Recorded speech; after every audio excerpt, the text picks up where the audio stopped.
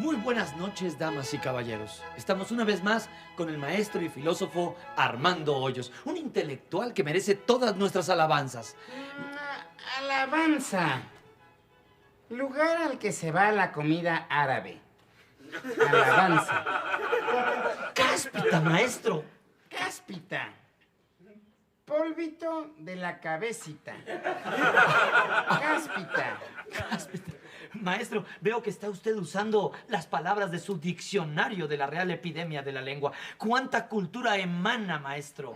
Emana. Hija de mi mamá y mi apá. Emana. Sublime, sublime. Supongo, maestro, que tantos conceptos han sido difíciles de aglutinar. Aglutinar. Poner los glúteos en una tina. Aglutinar. Maestro soberbio. No sabes, mi amor, cuando no estoy contigo pienso mucho en ti. Cuando estoy en mi casita acostadita me acuerdo de las cositas que hacemos y hasta me dan ganas de... Tú sabes, ¿no? Por cierto, tu hermana me contó que telarañas. Chale, me balconeó. ¿Cómo Mira, crees que yo me la... ¿Cómo mira, crees mira, telarañas en el techo del restaurante. ¡Qué asco! Fuchi. Bueno, ¿qué te decía? Ah, tu hermana me contó que una chava te anda hablando. A ver, ¿cómo está eso, eh? A mí se me hace que... ¿Qué qué, mi amor? ¿Qué qué? A ver... A ver, ¿y esa chamarrita? ¿Quién te la regaló? A mí se me hace que andas con otra. No, ando con esta. Desde que salí no me la he cambiado. No sé si creerte. Siempre estás diciendo mentiras, que piensas mucho en mí, que piensas en las cositas que hacemos. ¿Cuáles cositas? Si nunca estamos juntos. Y además ya llevas 3 meses sin trabajar. Y la verdad, yo ya lo estoy pensando. Ay, mi amor, bueno, pronto conseguiré trabajo porque ni estoy manco, ni ciego, ni cojo. Pues por eso te digo que ya lo estoy pensando. Perdón, ¿les tomo su orden? No, es que no hemos visto el menú. ¿Lo leemos? Sí, ¿no?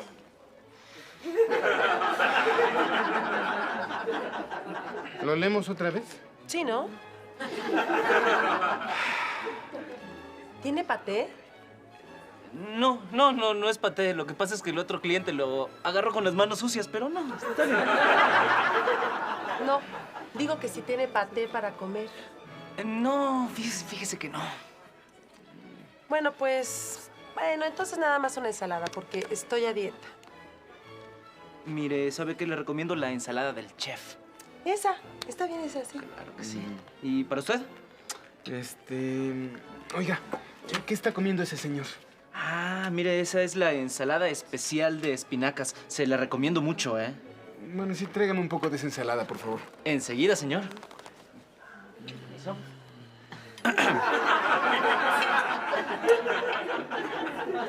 Ya con eso. Servido, señor. Gracias, gracias. Oiga, Sí. ¿cuál es su plato fuerte?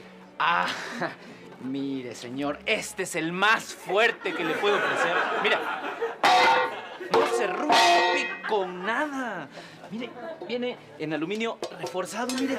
Y le puedo conseguir el juego completo de 36 piezas. ¿Eh? No, mejor tráigame una paella grande con todo, ¿no? Con pollo, carne, camarón, ostras. Y después unas enchiladas de mole, una carne la tan pequeña. Pero antes unos huevos rancheros. Sí, señor. Oye, ¿con qué van los huevos, eh? Con H. Enseguida, señor. Gracias. Oye, pediste demasiado, ¿eh? No te lo vas a acabar. Ay, ayúdame con el abrigo, por favor. ¿Pero por qué te lo quitas si está haciendo frío? ¿No viste que estoy a dieta? ¿Y eso qué? Quiero cenar ligero. ¿Y el abrigo pesa? De momento, ¿gustan vino para la cena? Quizá un poco más adelante. ¿Qué le parece aquí? Sí, ahí está bien, gracias. Gracias. Permiso. Mi amor, como te decía, cuando no estoy contigo siento... Ay, Eugenio, ya no me hables de eso, ¿eh? Porque ni te creo. Y además, pensar en eso me revuelve la panza. No sé si debo de seguir contigo. A veces no sé si hago bien. Bueno, pues la próxima vez que vayas al baño, prende la luz y asómate. Así ya sabrás si haces bien o no. ¿Sus huevos rancheros, señor? Gracias. Oiga, ¿con qué están freídos? Con manteca vegetal, señor. O sea que no es manteca de cerdo. Sí, es de puerco. Lo que pasa es que primero le dan un maderazo en la cabeza. ¿Qué? Un maderazo. Le pegan con una madera para que quede en estado vegetal. Y por eso es, manteca vegetal. Gracias. Buenas noches, señor. ¿No gusta que le toquemos algo a la señorita? Ustedes le tocan algo a la señorita y yo les rompo su guitarra. No, señor, nos referimos a que si le cantamos algo. Algo, no sé, algo para acompañar la cena. No, ya nos trajeron vino para acompañar la cena, gracias. No, señor. ¿Qué tal un bolero, señor? No, gracias, traigo limpios los zapatos. Me volví bien antes de salir. No, señor, no nos entiende. Queremos cantar. Cantar. Ah, cantar. Cantar. ¿Por qué no se cantan algo en la? Ah, ¿En la? Sí, en la cocina, ¿no? Así no se oye hasta acá el ruido, ¿no? Por favor, sí, gracias. ¿Paella? No, paella es la ensalada. La paella es para mí. ¿Su ensalada, señorita? ¿Es ensalada del chef? Sí, mire, ahí puede ver sus ojitos, su nariz, su gorrito. Pero no se preocupe, ¿eh? No sufrió. Nada más, eso sí, ya no pidan nada más, de comer. Enchiladas. Aquí tiene. Tan pequeña. Pues ni tan pequeña, está muy grande, ¿eh? Te lo dije, pediste demasiado. No te lo vas a acabar. Se va a sobrar mucho. Pues me lo acabe o no me lo acabe. De todas maneras voy a obrar mucho.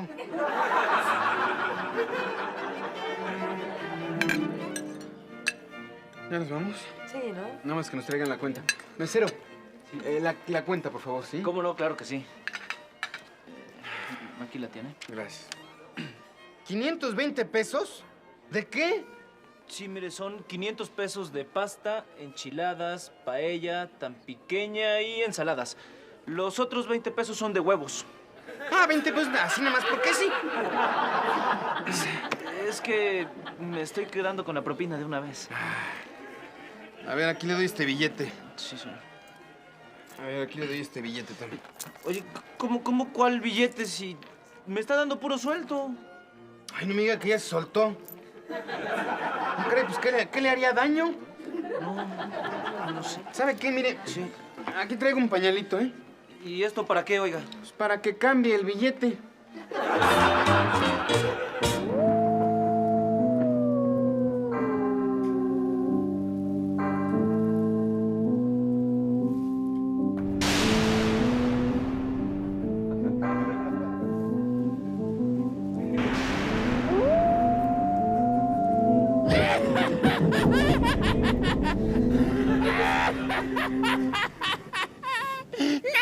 Nadie supo la verdadera y horripilante historia de Juanito el Pastor y sus borreguitos.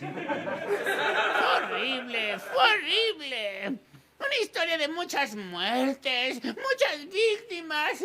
Fue horrible, de muchas desgracias. De nada sirvió que Juanito el Pastor rezara todas las... Noches. No, todas las oraciones que se sabía. Oraciones con la Virgencita, oraciones con los apóstoles, oraciones con sujeto y predicado. Pero ni eso lo salvó de su terrible destino. Fue horrible. Juanito el Pastor se había perdido en el bosque con todo y sus borreguitos. Fue horrible. Cada vez estaba más oscuro hasta que se hizo de...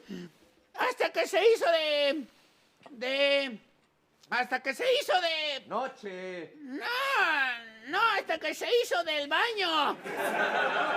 Es que estaba muy asustado. Al pobre le había dado una enfermedad. Sí, le había dado una enfermedad de chiquito. Hemorroides. Y todo, de repente, se encontró una tenebrosa cabaña y se preguntó si ahí él y sus borreguitos podrían pasar ¡La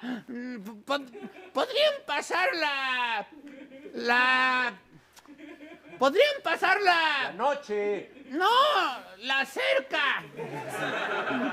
El primero en brincar la cerca fue Juanito el pastor.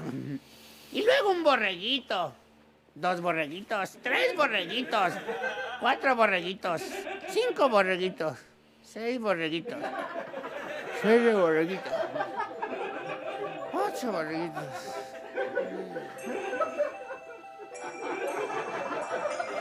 ¿Qué pasó? ¿Qué pasó después? ¡Ah! ¡Fue horrible! ¡Fue horrible! Buenos días. ¿De qué le estaba hablando? ¡Ah, sí! ¡De los borreguitos! Yo tenía uno de peluche cuando era niño. Me lo regaló mi tía Lola en mi cumpleaños. ¡Uy, qué bonita fiesta! Los globos, las serpentinas, el show de los payasos. Fue horrible, fue horrible. Nadie se reía. Me acuerdo de que la tía Lola iba con vestido de esos de fiesta, hombre, un vestido de esos de... Hay un vestido de... ¡De noche! No, un vestido de cabaretera. Fue horrible, fue horrible. Muy guapa la tía Lola. Me acuerdo que tenía unas... Vaya, tenía unas... ¿Unas qué? Unas noches de insomnio terribles. Y para dormir bien tenía que contar borreguitos saltando una cerca. Como los borreguitos de Juanito el pastor cuando se perdió en el bosque. Fue horrible, ¿eh? Pero por ahora me despido. ¡Vete! No, por favor, no, vete, no, por favor. Yo soy el longe moco. Y como verán, nadie sabe y nadie supo la verdadera y horripilante leyenda de Juanito el pastor y sus borreguitos. Que tengan muy buenas... Que tengan muy buenas... ¡Ay, que tengan muy buenas... ¡Noches! ¡No! ¡Que tengan muy buena suerte! Pues te digo, es diseñadora y está... Ay, perdón, qué pena. No te preocupes. A cualquiera le pasa. Es que, ¿qué vas a pensar? De veras, discúlpame. No te preocupes. De veras, olvídalo. Mira, pena el otro día que estaba yo con mi novia. Nos estábamos besando y de repente... No me digas, ¿y qué hizo? No, pues, ¿qué iba a hacer? Pues me la hizo de... ¿A poco? Sí, pero ya no hubo... El día que sí hubo problemas fue el día que le llevé... ¿Qué pasó? No, pues, después de que se fue el... Le quise tocar el... Y casi me... ¿Viola? No, violín. Casi me pinto un violín. Ah, es que no te oí bien. Oye, ¿pero por qué casi te pinta un violín? Pues es que el otro día vio que una chava me tocó la... ¡No me digas! Sí, es que se me paró el carro y pues... La chava que venía atrás traía mucha prisa y pues venía... Y pues mi novia se enojó por eso. No, hombre, sí. Le pude dar un... para que se contentara. Ah, con trabajo y le pudiste dar un beso. Sí, pero ya se contentó. ¿Cómo? ¿Perdón? ¿Qué? Clarín. Me costó trabajo, ¿no? Le dije, perdóname, ya, excúsame. Y al final ya me dijo, no, pues sí estás... Hombre, qué bueno. Bueno, vamos pidiendo la cuenta, ¿no? Porque Ya ni hambre tengo, fíjate.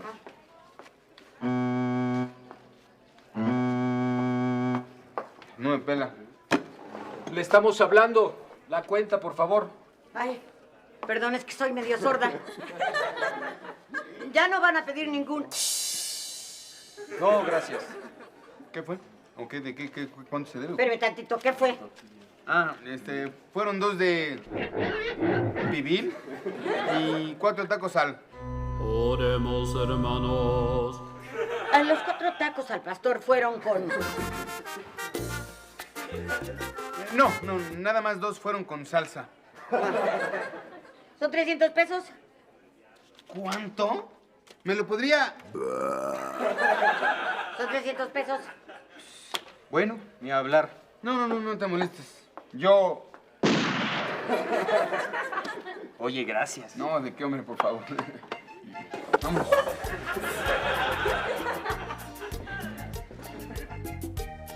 Barde.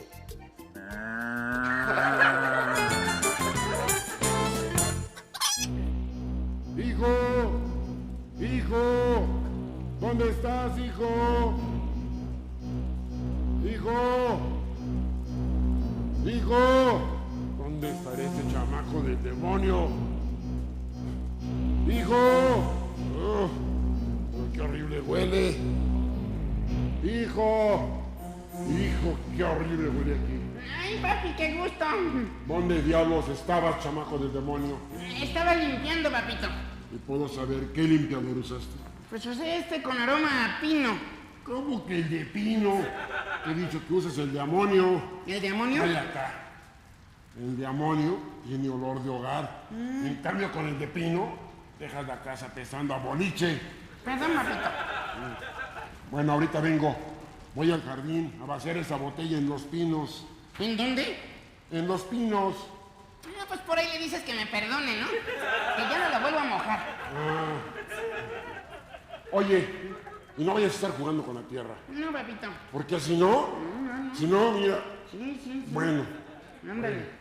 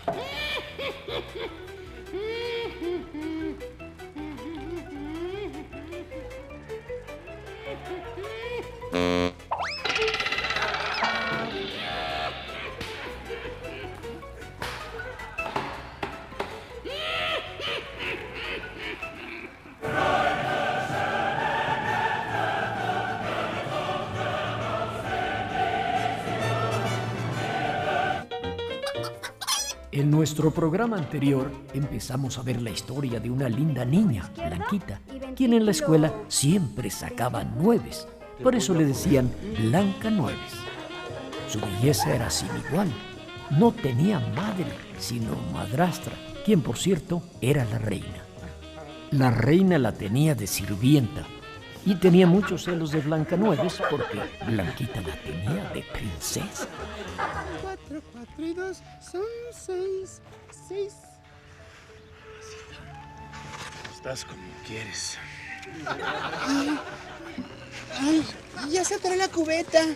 Pues si quieres yo bajo al pozo y voy por la cubeta.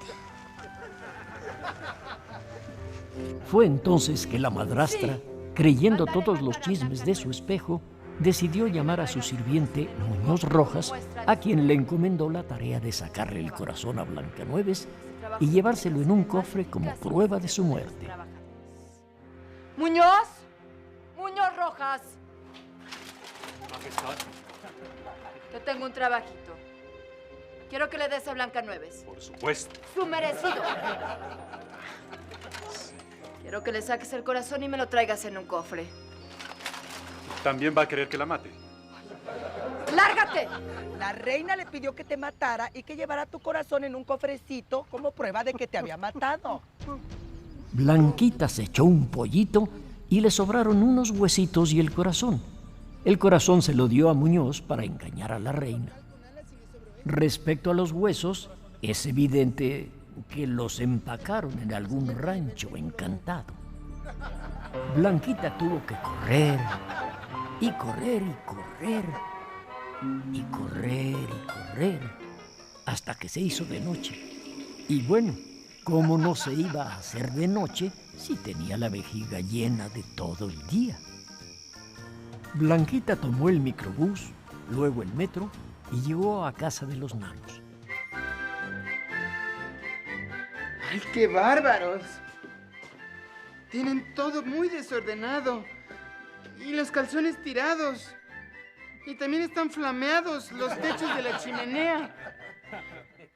¿Quién habitará la casa?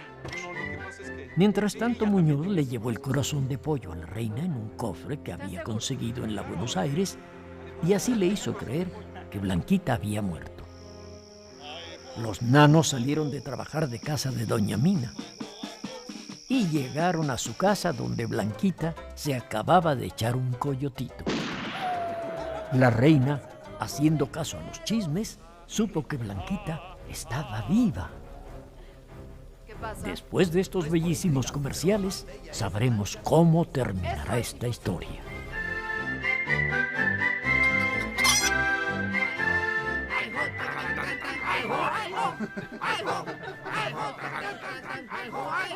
¡Ay, hijo de la mañana! ¡Hay una mujer en nuestra cama!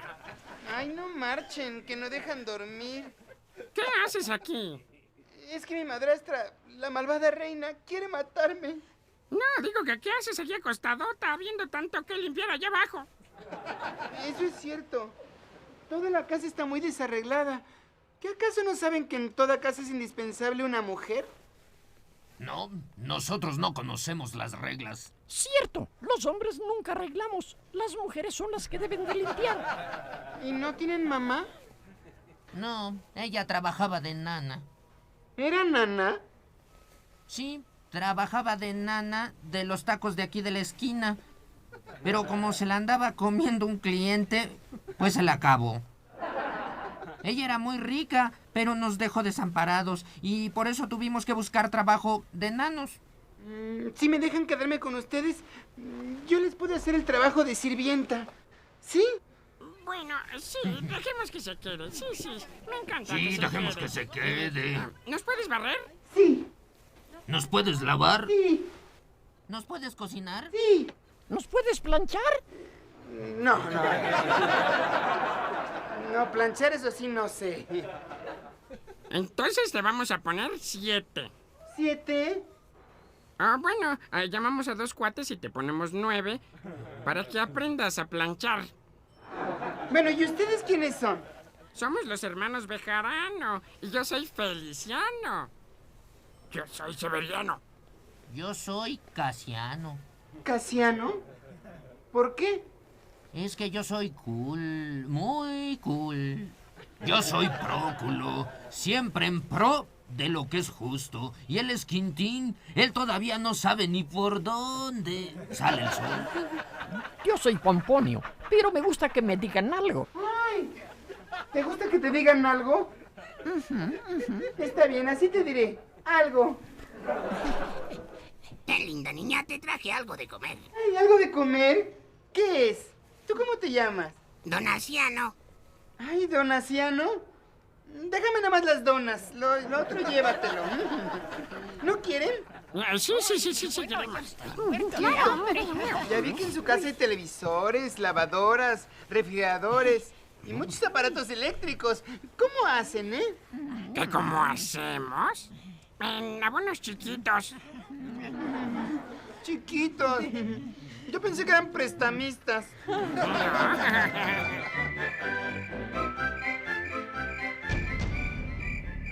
Qué linda soy, qué bonita soy, cómo me quiero. ¿Qué pasa? No es por intrigar, pero la más bella es Blancanieves. Eso es imposible. Muñoz Rojas la mató y me trajo su corazón en un cofre. Hasta le cambió los apellidos para que se fuera lejos de aquí. ¿Le cambiaste los apellidos? Sí. Ahora es el señor Ulloa.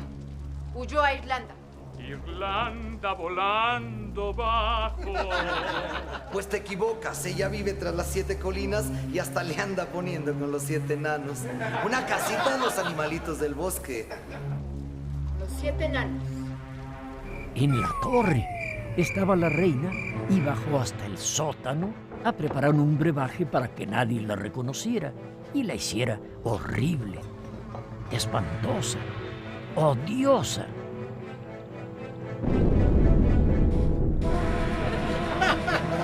Le puso polvos con hipocresía de Patty.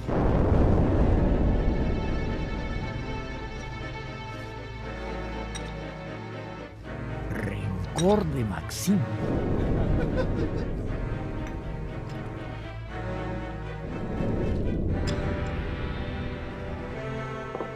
Y mala leche de Juan José.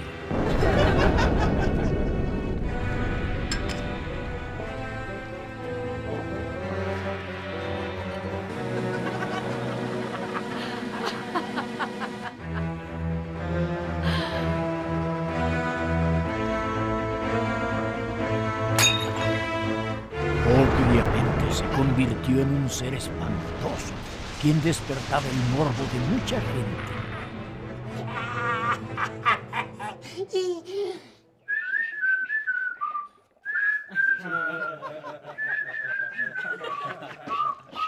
¿Dónde está el libro de fórmulas? ¿Dónde está el libro de fórmulas? ¡Ah, aquí está! ¡Mira! ¡Fórmulas! ¿Puedo venir aquí? ¿Dónde está esto? ¡Ah, aquí! La manzana envenenada. Con solo una mordida, la víctima cerrará sus ojos para siempre.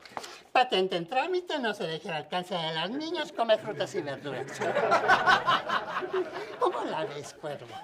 Me voy a preparar una manzana Blancanieves y así yo seré la más bella. Aunque, ¿no habrá un antídoto? No hay antídoto. Qué bueno, qué bueno, qué bueno. Cuando ella caiga dormida, yo seré la más bella. Pero si serás bruta, por eso se desvirtúan nuestras tradiciones. No hay antídoto para regresarte de bruja a reina. Ay, no me puse a pensar en eso. Y de la manzana envenenada sí hay antídoto. Ah. Solo un beso del primer amor podría despertarla. Ay, no hay problema. La creerán muerta y así la enterrarán viva. Ahora mi problema es comprar toda la producción de manzanas y dársela a todas las mujeres para que así las pueda yo envenenar a todas las mujeres del reino. Y yo seré la más hermosa del reino.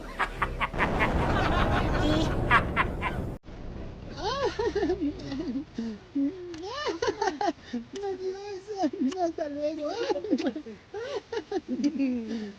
Gracias por dejarme vivir aquí. Me siento feliz. Sí, Blanquita, pero ya regrésame mi gorro. Es cierto. Ya no me siento feliz. Ahora me siento Blancanieves otra vez. Cuídate de los extraños. No vaya a ser que tu madrastra, la reina, se disfrace de bruja y te vaya a querer dar una manzana envenenada. Aguas, aguas, cuidado. Mientras tanto, la bruja tomó el microbús ruta Pantitlán, casa de los 7 enanos. Se bajó en Pantitlán, tomó el metro, transbordó en Pino Suárez y se dirigió a donde Blancanieves estaba viviendo. Los nanitos. Ah, se portan bien, ¿eh? Ay, esta nos quiere traer siempre bien cortitos. ¡Ay, jo! ¡Ay, jo! ¡Ay, jo! ¡Ay, jo! ¡Ay, jo! ¡Ay, jo! ¡Ay, jo! ¡Ay, jo! ¡Ay, jo! ¡Ay, jo! ¡Ay, jo! ¡Ay, jo! ¡Ay, jo! ¡Ay, jo! ¡Ay, jo! ¡Ay, jo!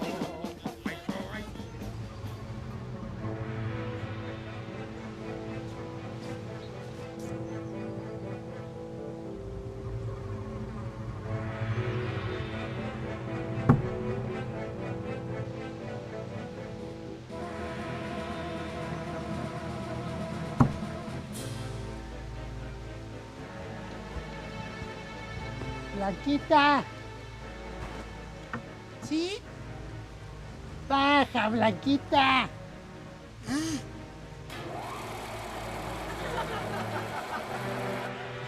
Dígame, linda viejecita, ¿qué se le ofrece? Soy jefa de manzana.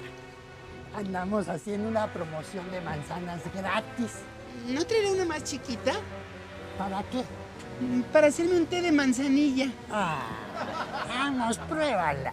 No, ahorita no, gracias. Ándale, una mordida por lo menos. ¿Una mordida? Pero si no me ha pasado ningún alto. Me he pasado puros chaparritos. Si quiere, déjemela y ahí otro día me la como. ¿Sí se podría? Claro que se podría. Después de una semana hasta gusanos le salen de lo podrida que está. Ya, muérdela. Pues no. No la voy a morder y se lo voy a contar a los nanos. ¡Muy bien, Blancanieves! ¡Qué bueno que no le hiciste caso! Porque si no, te chupa la bruja. Tú vales mucho y mereces respeto. Cuídate a ti misma. Ah, y recuerda, ojo, mucho ojo. Te digo que la muerdas. ¿Qué? ¿Es una orden? No, la orden es de 3 y esta nomás es una. Ya déjate de tontería, muérdela. Te conviene. Si pides un deseo, se te va a conceder. ¿De veras? Me gustaría vivir un romance lindo, romántico, soñado.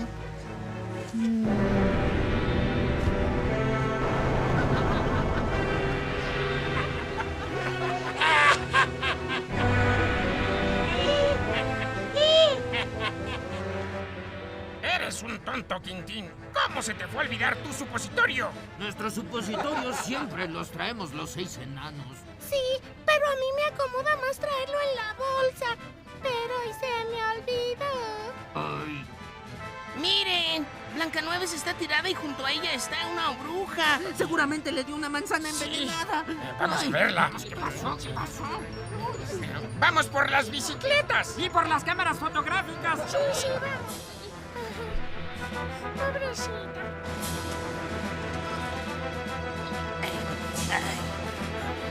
No se recupera. ¡Cuervo! ¡Cuervo! ¡Vámonos! ¡Pélate, pélate!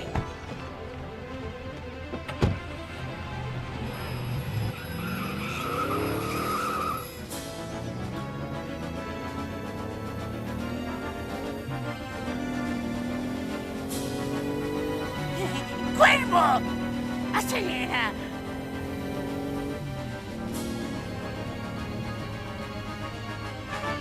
¡Métele! ¡Cuervo, cuervo!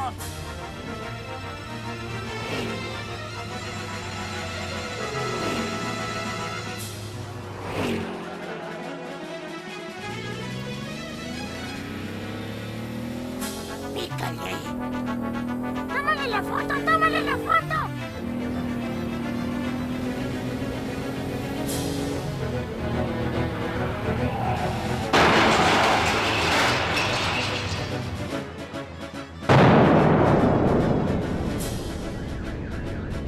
¿Le tomaste la foto?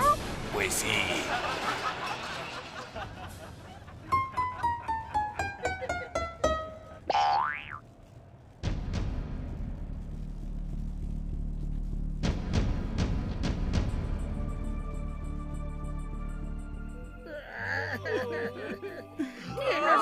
planchar. ¿Y quién nos va a calentar nuestro cafecito en las mañanas? Ay, ay, ay. ¿Y ahora quién nos va a confeccionar nuestras chaquetitas?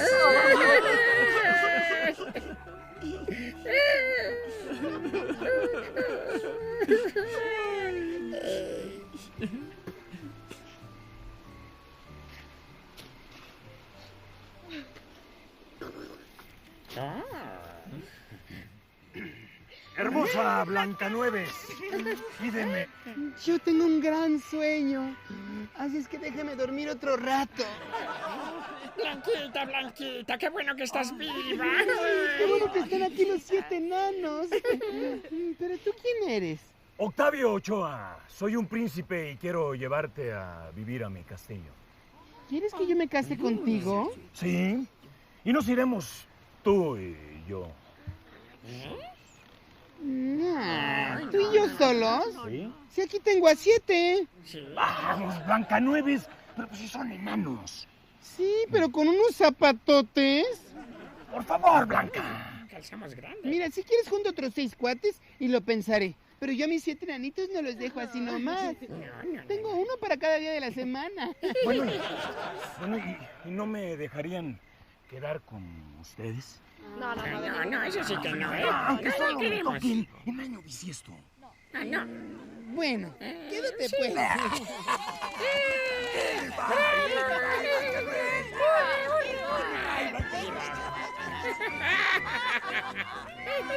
Y así vivieron felices para siempre. Los 9. Vivieron muy felices. ¡Ah, qué mentiras! Fíjense nada más que a mí me contaron que con el tiempo a Blancanieves le dio por la bebida, fíjate nada más. Sí, nomás les digo que hasta los enanos la tuvieron que meter a Oceánica para ver si se rehabilitaba. Ay, ¿a poco se volvió alcohólica? Claro. Ah, pues con razón se ve tan hinchada. No, eso no fue por eso. No. Entonces, No, fíjate, ¿qué pasó? lo que pasa es que se operó el busto y se les pasó la mano. Aquí tengo yo las fotos, miren, chequen. Ay, híjole, Aquí qué está el antes y el cambio. después, mira, nada más. fíjate. ¿Qué pasa en la receta? No, además yo me enteré de que alquiló a los enanos y los puso a trabajar en un circo. Y yo también supe que el príncipe terminó de bailarín en el Night Show Ballet y cuando conoció a Lorena Herrera dejó a Blancanieves. Bueno, pues déjenme decirles que lo que yo me enteré fue que los traficaron con los organitos de los enanitos. Y el único que se salvó fue Tontín, porque como está sordito, lo mandaron a Nueva York a vender llaveritas. Oye, pues Era mala la suerte. golfita esta, de veras. Borracha, golfa, parrandera, jugadora. Esta fue la verdadera historia de Blancanieves. Lo demás, puros cuentos. Próximo miércoles. En el universo cambiante y siempre burlón de vez en cuando, Manzana Envenenada se abre como una confesión disfrazada de comedia. Una historia que aparenta ligereza pero que en el fondo muerde con la acidez de la ironía.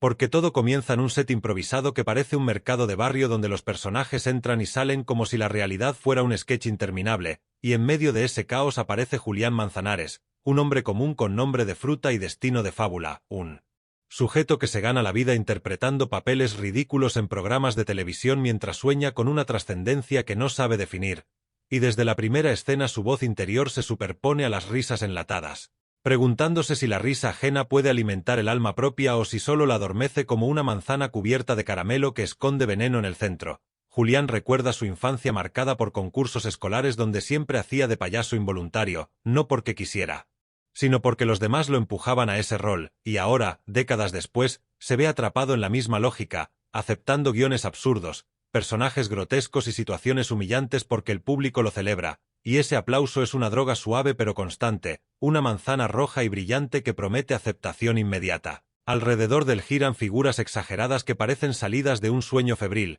como Don Filemón, el productor cínico que habla de ética mientras cuenta billetes, o Lupita, la asistente que sonríe con dulzura mientras observa todo con una lucidez que nadie le reconoce, y cada uno aporta una capa más a la sátira, convirtiendo el plató en un espejo deformado del país entero.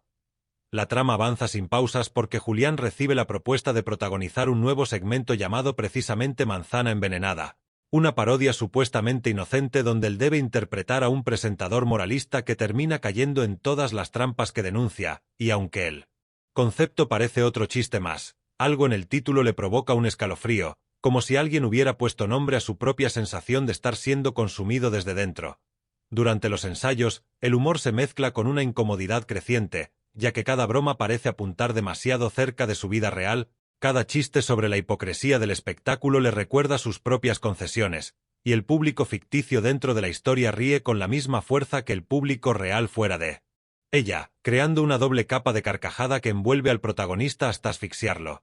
Julián empieza a notar que su cuerpo reacciona de forma extraña, sudores fríos antes de salir a escena, una risa automática que brota incluso cuando no quiere, y en esos momentos piensa en la metáfora de la manzana, en cómo la fruta más común puede convertirse en símbolo de tentación, castigo y caída, y se pregunta quién es la serpiente en su historia, si el productor que lo empuja, el público que lo consume o él mismo por seguir mordiendo.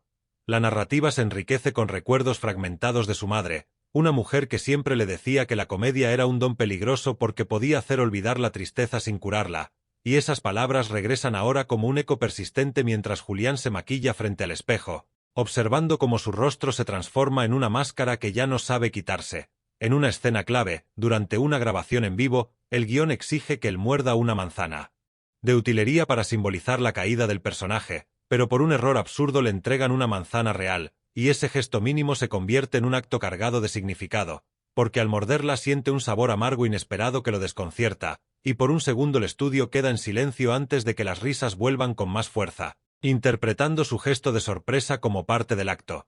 A partir de ahí, la historia se vuelve más introspectiva, mostrando a Julián caminando por pasillos interminables del canal, escuchando risas grabadas que parecen seguirlo como fantasmas, mientras reflexiona sobre la frontera difusa entre personaje y persona, preguntándose si existe todavía un Julián fuera de cámara o si todo en él se ha convertido en material cómico. De vez en cuando, como marco narrativo, permite que lo absurdo conviva con lo crítico, y así aparecen escenas donde Julián imagina diálogos con versiones caricaturizadas de sí mismo, cada una representando una decisión pasada. Una renuncia, una mordida más a la manzana brillante del éxito inmediato. El tono se mantiene ligero en la superficie, con situaciones ridículas y diálogos rápidos, pero por debajo late una inquietud constante, una sensación de que algo se está pudriendo lentamente, y el espectador lector percibe que Manzana Envenenada no es solo el nombre de un sketch sino el resumen de una vida construida a base de concesiones. Hacia el final de esta primera parte, Julián recibe una ovación especialmente intensa, una de esas que hacen temblar el suelo, y mientras agradece con su sonrisa profesional siente una punzada de vacío que contrasta con el ruido, comprendiendo que el aplauso puede ser tan ensordecedor como el silencio, y que quizás la verdadera toxicidad no está en la manzana sino en la necesidad constante de seguir comiéndola. La cámara se aleja dejando al protagonista solo en el centro del escenario, rodeado de luces que no calientan y risas que no abrazan, preparando el terreno para una historia que promete profundizar aún más en esa mezcla de humor, crítica y desasosiego que define tanto al programa como a la vida de quien lo habita. La mañana posterior a la ovación no trae descanso para Julián Manzanares, porque el éxito en Derbez en cuando funciona como una resaca dulce y cruel al mismo tiempo, y despierta con la sensación de haber comido demasiado de algo que no alimenta, recordando vagamente el sabor amargo de la manzana mordida en pleno sketch mientras el eco de las risas aún parece vibrarle en los oídos, y desde el primer pensamiento del día comprende que algo ha cambiado, no en el programa ni en el público, sino en la forma en que él percibe su propia presencia frente a la cámara, como si hubiera descubierto al gusano oculto en el centro de la fruta brillante. El trayecto hacia el canal se convierte en un desfile de imágenes deformadas, anuncios publicitarios con sonrisas exageradas, vendedores ambulantes que bromean para atraer clientes, conductores que insultan con ingenio, y todo parece confirmar que la comedia impregna la ciudad entera, no como un bálsamo sino como una costra que cubre heridas antiguas, y Julián se pregunta si el país entero no estará participando en un sketch interminable donde nadie recuerda cuándo empezó ni cómo terminará.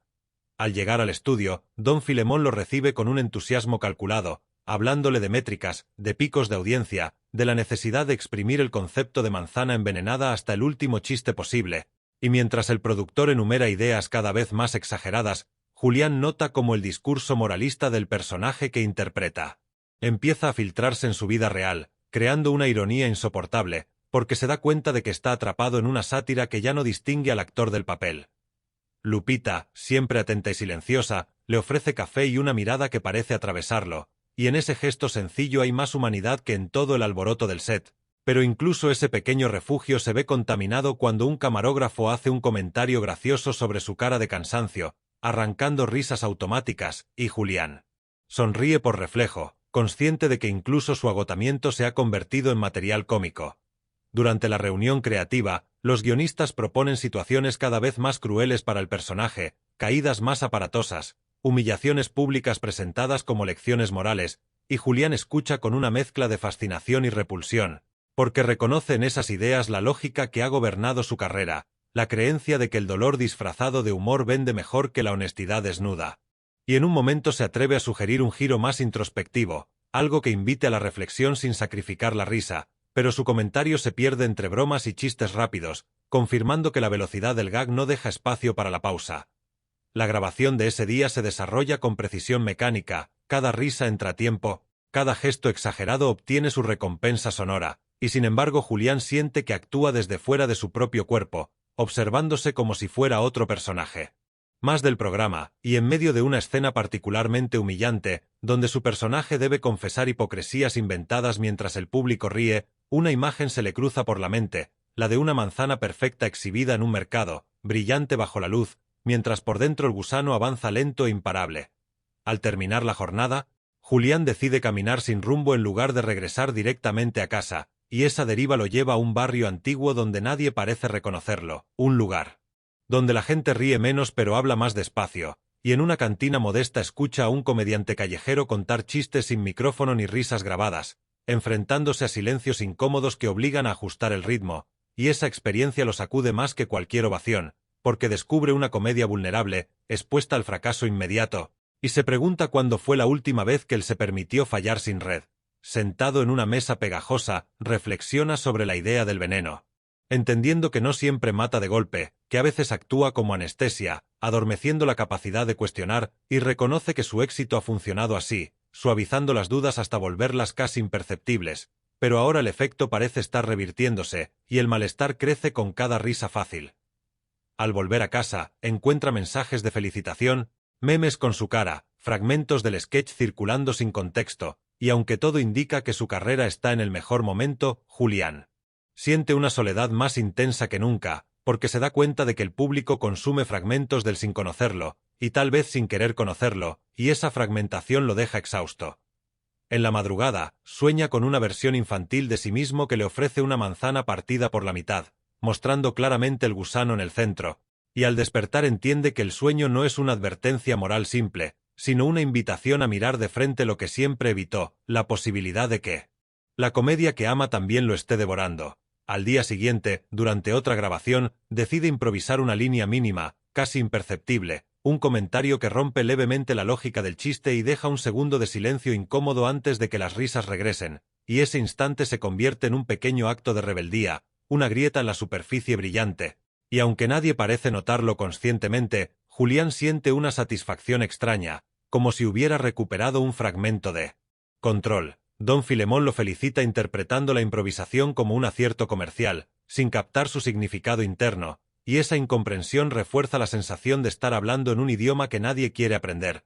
Pero aún así Julián continúa sembrando pequeñas desviaciones, pausas mínimas, miradas que sugieren una conciencia detrás del gag, y empieza a preguntarse hasta dónde puede llegar sin ser expulsado del sistema que lo sostiene. El final de esta parte lo encuentra sentado solo en el camerino, observando una manzana real sobre la mesa de maquillaje, preguntándose si la tirará a la basura o si la morderá de nuevo, consciente de que la decisión, por pequeña que parezca, simboliza algo más grande, un posible cambio de rumbo o la confirmación de un ciclo que se repite, mientras afuera el público sigue riendo, ajeno a la batalla silenciosa que se libra detrás del telón.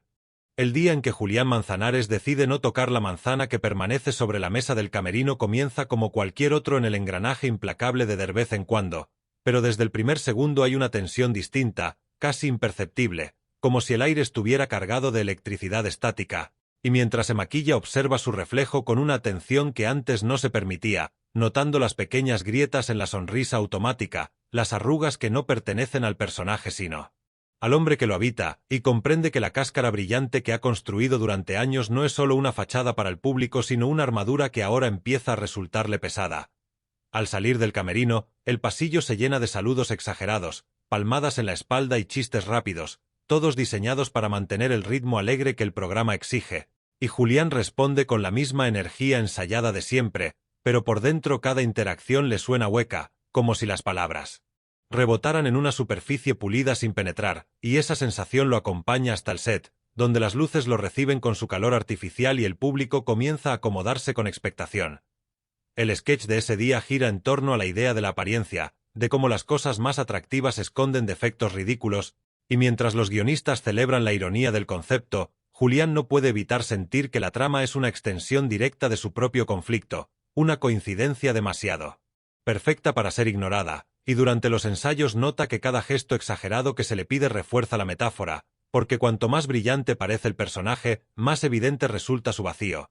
Don Filemón circula por el set con su energía habitual, repitiendo frases motivacionales que suenan a eslogans publicitarios, hablando de mantener la marca, de no decepcionar al público, y Julián escucha esas palabras como si fueran parte de un guión que ya conoce de memoria, entendiendo que la cáscara brillante no es solo personal sino estructural, una lógica que atraviesa todo el sistema y que convierte cualquier duda en una amenaza a neutralizar. Lupita se acerca en un momento de pausa y le pregunta, con una sencillez casi incómoda, si está bien, y esa pregunta, tan directa y carente de ironía, descoloca a Julián más que cualquier broma, porque no espera una respuesta graciosa sino honesta, y por un segundo considera decir la verdad, pero la costumbre pesa más y responde con un chiste suave que arranca una sonrisa cómplice, confirmando que incluso los gestos de cuidado quedan atrapados en la dinámica del humor. La grabación comienza y el público responde con entusiasmo, las risas fluyen con naturalidad, y Julián ejecuta cada movimiento con precisión, pero internamente siente que está actuando sobre una superficie resbaladiza, consciente de que cualquier paso en falso podría romper la ilusión, y esa fragilidad le provoca una mezcla de miedo y excitación, porque por primera vez en mucho tiempo entiende que la perfección no es un refugio sino una jaula. En una escena central, su personaje debe elogiar un objeto ridículamente adornado, insistiendo en su belleza mientras el público percibe lo absurdo, y Julián aprovecha el momento para introducir una mirada prolongada, un silencio apenas más largo de lo esperado.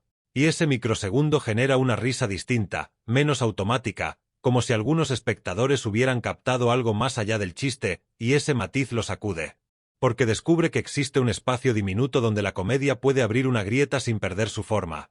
Tras la grabación, los comentarios son positivos, se habla de frescura, de química, de mantener la fórmula, y nadie menciona ese silencio mínimo que para Julián lo significó todo, y esa invisibilidad le produce una mezcla de alivio y frustración, porque entiende que su pequeña rebelión pasó desapercibida, pero al mismo tiempo confirma que puede moverse dentro de la cáscara sin romperla de inmediato. Al salir del canal, decide no volver a casa y camina de nuevo por la ciudad, observando los escaparates iluminados, las frutas perfectamente alineadas en los mercados nocturnos, todas brillantes bajo la luz artificial, y esa imagen se convierte en una obsesión visual, una repetición constante de la misma idea, la de una belleza diseñada para ser consumida rápidamente, sin tiempo para cuestionar lo que hay debajo. Se detiene frente a un puesto donde un vendedor ofrece manzanas pulidas hasta el exceso, y por impulso pregunta de dónde vienen, recibiendo una respuesta vaga, casi automática, que no dice nada sobre el origen real, y esa conversación trivial se transforma en una metáfora clara de su propia trayectoria,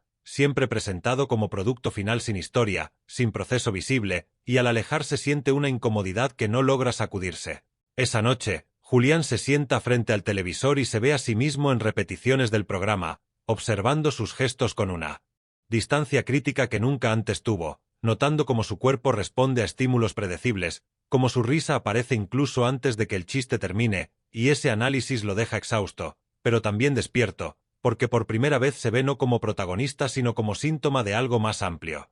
Recuerda una conversación antigua con un comediante veterano que le advirtió que el éxito sostenido exige sacrificar partes de uno mismo, y en su momento lo tomó como una exageración romántica. Pero ahora esas palabras adquieren un peso concreto, casi físico, y se pregunta cuántas partes ha dejado en el camino sin darse cuenta. Al día siguiente, durante una reunión con el equipo creativo, surge la idea de intensificar Manzana Envenenada, de llevarla a un nivel más exagerado, y mientras todos celebran la ocurrencia, Julián siente un rechazo visceral, no porque la propuesta sea mala desde el punto de vista del espectáculo, sino porque intuye que profundizar en esa dirección significaría reforzar la cáscara hasta volverla impenetrable, anulando cualquier posibilidad de transformación interna.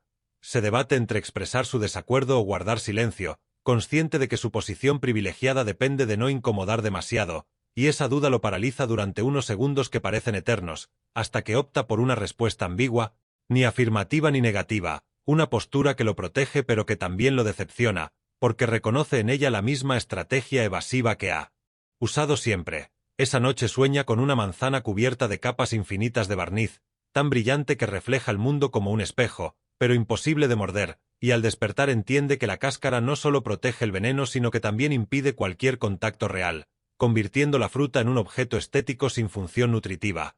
Y esa imagen lo persigue durante toda la jornada siguiente.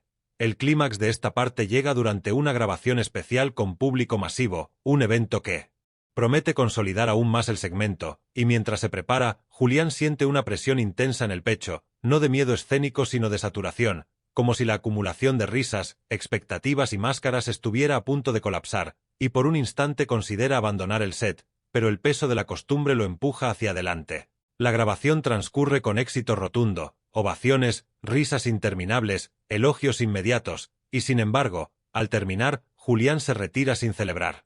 Refugiándose en el camerino, donde encuentra de nuevo la manzana intacta sobre la mesa, brillante bajo la luz del espejo, y esta vez la toma entre sus manos, sintiendo su superficie lisa y fría, comprendiendo que la verdadera decisión no es morderla o no, sino atreverse a romper la cáscara, aunque eso implique enfrentarse a lo que hay debajo, y mientras la sostiene, escucha a lo lejos las risas del público apagándose poco a poco, dejando un silencio que, por primera vez, no le resulta aterrador, sino necesario. El silencio que queda en el camerino después de que las risas se apagan no es un vacío absoluto sino un espacio denso, cargado de significados que Julián Manzanares nunca antes se había permitido explorar, y mientras sostiene la manzana brillante entre las manos siente que por primera vez no representa un símbolo impuesto por el guión sino una elección personal. Una frontera mínima pero decisiva entre seguir actuando por inercia o comenzar a asumir el riesgo de sentir sin filtro, y ese pensamiento lo acompaña cuando finalmente deja la fruta sobre la mesa sin morderla, no como un gesto de rechazo sino como una postergación consciente, entendiendo que incluso la decisión de esperar puede ser una forma de resistencia. Al salir del camerino, el pasillo está casi vacío, los técnicos desmontan equipos con movimientos mecánicos y conversaciones rutinarias. Y esa normalidad posterior al espectáculo le resulta extrañamente reconfortante, porque le recuerda que el mundo sigue funcionando incluso cuando él no está en el centro del escenario, una verdad simple que durante años pareció incompatible con su vida. Don Filemón aparece con su entusiasmo habitual, hablando de cifras preliminares, de posibles patrocinadores interesados en el concepto de manzana envenenada, y Julián escucha con atención educada, pero por dentro algo se ha desplazado, una especie de distancia crítica que le permite observar al productor no como villano caricaturesco sino como pieza coherente de un sistema que premia la repetición y castiga la pausa, y esa comprensión no lo exime de incomodidad, pero sí le quita parte del resentimiento automático. Lupita se despide con un gesto discreto y una mirada que parece contener una pregunta no formulada, y Julián, por primera vez, responde con una sonrisa que no busca provocar risa sino transmitir gratitud, un intercambio mínimo pero significativo que lo acompaña durante el trayecto de regreso a casa. Esa noche, el cansancio no se disuelve en el sueño inmediato, y Julián permanece despierto repasando escenas de su carrera como si fueran fragmentos de un archivo desordenado, identificando momentos en los que eligió el camino fácil no por falta de talento sino por miedo a perder la aprobación, y ese reconocimiento no llega cargado de culpa sino de una lucidez incómoda, porque entiende que el veneno no siempre es externo, que a veces se fabrica desde la necesidad constante de ser querido. Al día siguiente, el llamado temprano del canal interrumpe sus reflexiones, anunciando una reunión urgente para redefinir algunos elementos del segmento, y aunque la palabra redefinir suele significar intensificar la fórmula, Julián decide acudir con una actitud distinta, no necesariamente combativa pero sí menos complaciente, consciente de que el primer mordisco consciente no tiene por qué ser espectacular, que puede manifestarse en gestos pequeños pero firmes. La sala de reuniones se llena rápidamente de voces, ideas lanzadas al aire, chistes improvisados, y Julián observa el dinamismo del grupo como quien analiza una coreografía conocida, anticipando movimientos y reacciones, y cuando llega el momento de aportar, siente el impulso de repetir lo que se espera de él, pero en lugar de eso formula una observación sencilla, casi técnica, sobre el ritmo del segmento y la posibilidad de introducir pausas más largas para que el contraste haga más efectivo el humor, y aunque su comentario no cuestiona el fondo del concepto, sí altera levemente la lógica de velocidad constante. La reacción es ambigua, algunos asienten con interés genuino, otros hacen bromas para diluir la seriedad del planteamiento, y don Filemón, con su habilidad habitual, traduce la propuesta en términos de impacto comercial, aceptándola parcialmente sin reconocer su origen introspectivo, pero para Julián ese resultado es suficiente, porque confirma que puede influir sin necesidad de confrontaciones dramáticas, que la transformación no siempre requiere romper todo de golpe. Durante los ensayos posteriores, Julián experimenta con esas pausas, midiendo el silencio como un elemento activo del gag, y descubre que la risa que surge después es distinta, menos automática, más reflexiva, y esa diferencia, aunque sutil, lo llena de una satisfacción profunda, porque siente que por primera vez en mucho tiempo no está simplemente entregando un producto sino proponiendo una experiencia. Fuera del set, la ciudad continúa ofreciendo sus contrastes habituales, vendedores que gritan ofertas con humor involuntario, peatones que comentan el programa como parte de la conversación cotidiana, y Julián se reconoce en esas interacciones, no como figura distante sino como participante de una cultura que usa la risa para sobrevivir, y esa identificación le permite reconciliarse parcialmente con su oficio, entendiendo que el problema no es la comedia en sí sino la forma en que se la instrumentaliza hasta vaciarla de sentido. En una tarde libre inesperada, decide visitar a su madre, cuya casa conserva una calma que contrasta con el ruido constante de su vida profesional, y en esa visita emerge una conversación largamente postergada, donde Julián habla de su cansancio sin recurrir a chistes, y su madre lo escucha sin interrumpir, recordándole con suavidad que el humor puede ser un puente o un muro, dependiendo de cómo se use, y esa frase sencilla resuena con fuerza porque sintetiza todo lo que ha venido intuyendo. De regreso al trabajo, Julián enfrenta un momento decisivo durante una grabación en vivo, cuando un error técnico provoca un silencio prolongado que no estaba previsto en el guión, y en lugar de rellenarlo con improvisaciones frenéticas, decide sostenerlo, mirar al público y reconocer la falla con una honestidad desarmante, generando primero desconcierto y luego una risa cálida, distinta, y ese instante se convierte en una revelación, porque demuestra que la vulnerabilidad también puede ser cómica sin necesidad de humillación. Después del programa, los comentarios se dividen, algunos celebran la autenticidad del momento, otros lo consideran un riesgo innecesario, y Julián acepta esa ambivalencia como parte del proceso, entendiendo que no puede controlar todas las interpretaciones, pero sí puede elegir la intención desde la que actúa. En el camerino, la manzana sigue allí, ya no como amenaza sino como recordatorio constante, y esta vez Julián la observa sin ansiedad, consciente de que el veneno no desaparece por ignorarlo, pero que la conciencia es el primer antídoto, y esa comprensión le permite respirar con una tranquilidad nueva. Hacia el final de esta parte, Julián recibe una invitación para participar en un proyecto paralelo, más pequeño, menos visible, pero con mayor libertad creativa, y aunque la propuesta no garantiza éxito ni seguridad, despierta en él una curiosidad que había estado dormida durante años, y por primera vez la idea de arriesgar no le parece una caída sino una exploración necesaria. La noche lo encuentra caminando de nuevo por la ciudad, observando cómo las luces se reflejan en los escaparates, pero esta vez sin obsesionarse con el brillo, atento más bien a las sombras que dan profundidad a la escena, y mientras avanza comprende que el primer mordisco consciente no ha sido un acto único sino una serie de decisiones acumuladas, pequeñas pero consistentes, que empiezan a cambiar su relación con la comedia, con el público y consigo mismo, dejando abierta la pregunta de hasta dónde está dispuesto a llegar en ese camino que apenas comienza. La invitación al proyecto paralelo permanece en la mente de Julián Manzanares como una nota sostenida que no termina de resolverse, un sonido que vibra por debajo de la rutina diaria de vez en cuando, y mientras continúa cumpliendo con sus compromisos habituales siente que algo en su percepción se ha desplazado definitivamente, porque ya no entra al set con la ansiedad de agradar sino con una curiosidad contenida, preguntándose qué puede descubrir en cada escena más allá de la risa inmediata.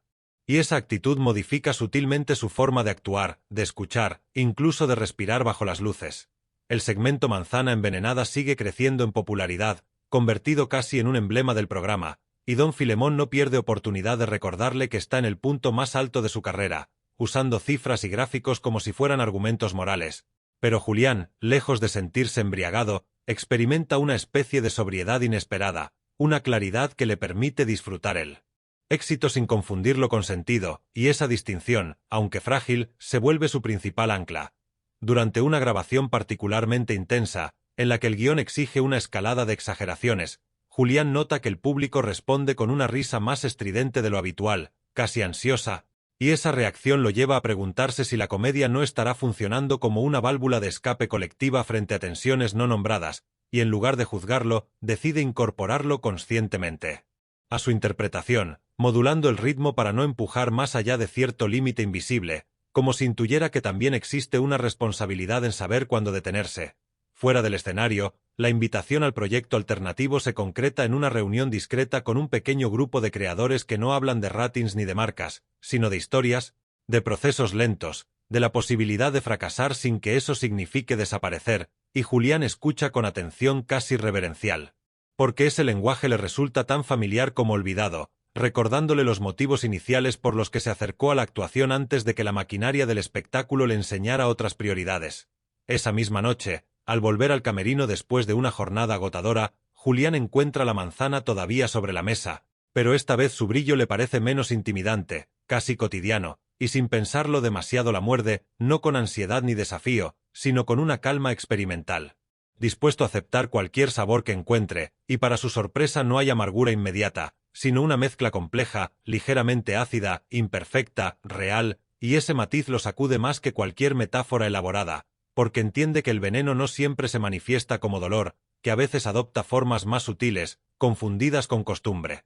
Ese gesto desencadena una serie de reflexiones que lo acompañan durante días, haciéndole cuestionar la idea de pureza que había asociado tanto al éxito como al rechazo, comprendiendo que casi nada es completamente tóxico o completamente nutritivo, que la clave está en la cantidad, en la conciencia con la que se consume, y esa lógica, aplicada a su carrera, le abre un espacio de negociación interna que antes no existía.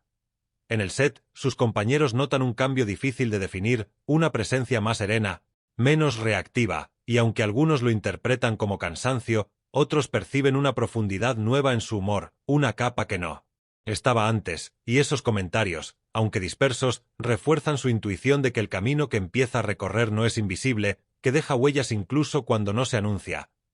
Lupita, siempre observadora, le comenta en voz baja que lo ve distinto, no mejor ni peor, solo más presente, y esa frase sencilla le provoca una emoción inesperada, porque confirma que la transformación interna puede ser percibida sin necesidad de grandes declaraciones, y que a veces el reconocimiento más valioso viene de quienes miran sin ruido. Don Filemón, por su parte, empieza a mostrar una inquietud leve, casi imperceptible, ante las pequeñas variaciones de Julián, y aunque sigue celebrando los resultados, introduce comentarios sobre mantener la esencia, sobre no desviarse demasiado de lo que funciona, y Julián escucha esas advertencias con atención pero sin miedo, consciente de que la esencia no es un objeto fijo sino un proceso vivo, y que aferrarse a una definición rígida suele ser la antesala del estancamiento.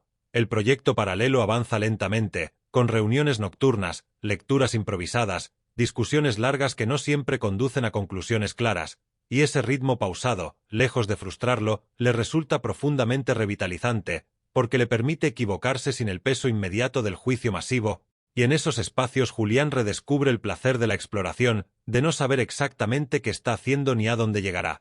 Sin embargo, la coexistencia de ambos mundos no está exenta de conflicto, y en más de una ocasión Julián se siente dividido, temiendo que el compromiso con uno termine traicionando al otro, y esa tensión se manifiesta en sueños recurrentes donde camina por un mercado infinito lleno de manzanas de distintos tamaños y colores, incapaz de decidir cuál tomar, hasta que despierta comprendiendo que la elección no es excluyente, que puede probar sin devorar, experimentar sin perderse. Durante una grabación en vivo especialmente exitosa, Julián se permite disfrutar genuinamente de la risa del público, no como validación sino como intercambio, y esa diferencia sutil transforma la experiencia, porque por primera vez siente que la comedia no lo está vaciando sino conectando, y esa conexión, aunque efímera, le devuelve una energía que creía agotada.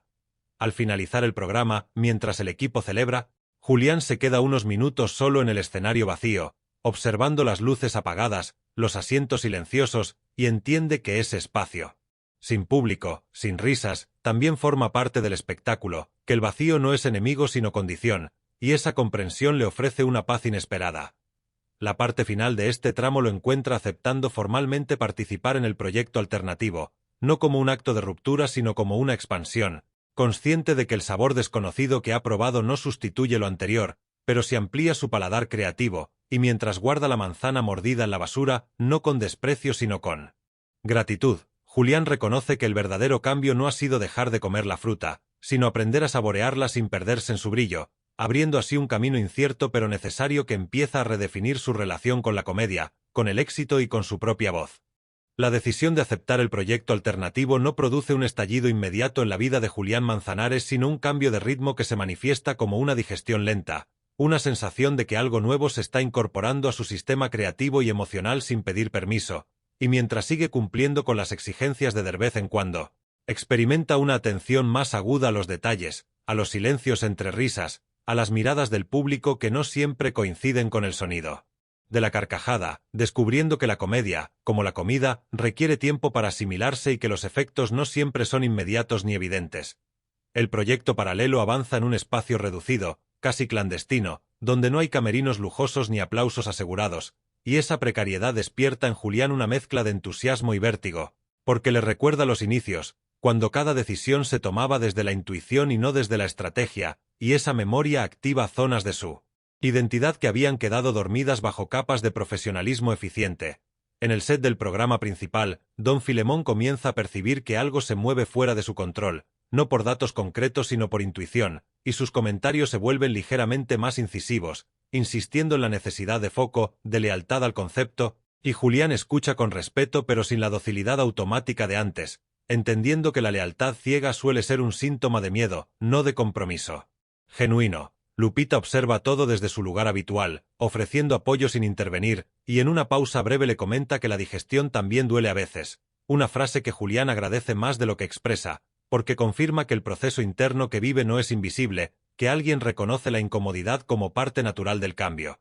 Las grabaciones continúan con éxito, pero Julián empieza a notar pequeñas fisuras en su energía, no como agotamiento sino como una resistencia interna a repetir ciertos mecanismos, y en lugar de forzarse decide escuchar esa resistencia, ajustando su interpretación para no traicionarse del todo, descubriendo que incluso dentro de una estructura rígida existen márgenes de maniobra que solo se revelan cuando uno deja de empujar sin pensar. En el proyecto alternativo, las discusiones se vuelven más profundas, abordando temas que rara vez aparecen en la televisión abierta, y Julián se sorprende participando no solo como actor sino como interlocutor, aportando experiencias que antes guardaba para sí, y ese intercambio le permite resignificar su trayectoria, no como una serie de concesiones vergonzosas sino como un aprendizaje complejo que ahora puede ponerse al servicio de algo distinto. Esa doble vida creativa genera tensiones prácticas, agendas saturadas, noches cortas, pero lejos de desgastarlo por completo, le otorga una sensación de plenitud extraña, como si el cansancio estuviera acompañado de sentido, y esa diferencia cualitativa transforma su relación con el esfuerzo, porque ya no lo vive como desgaste inútil sino como inversión consciente.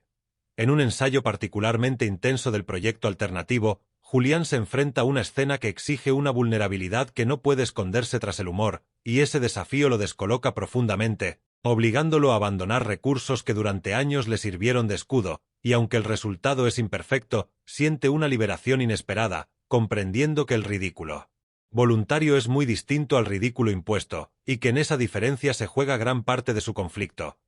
Mientras tanto, en de vez en cuando se prepara un especial que promete elevar aún más la popularidad de Manzana Envenenada, y don Filemón insiste en que Julián sea el centro absoluto del evento, una oferta tentadora que llega acompañada de promesas implícitas de estabilidad y reconocimiento, y Julián se enfrenta a una disyuntiva interna, no entre aceptar o rechazar, sino entre cómo aceptar sin perder lo que ha empezado a construir fuera de ese foco intenso.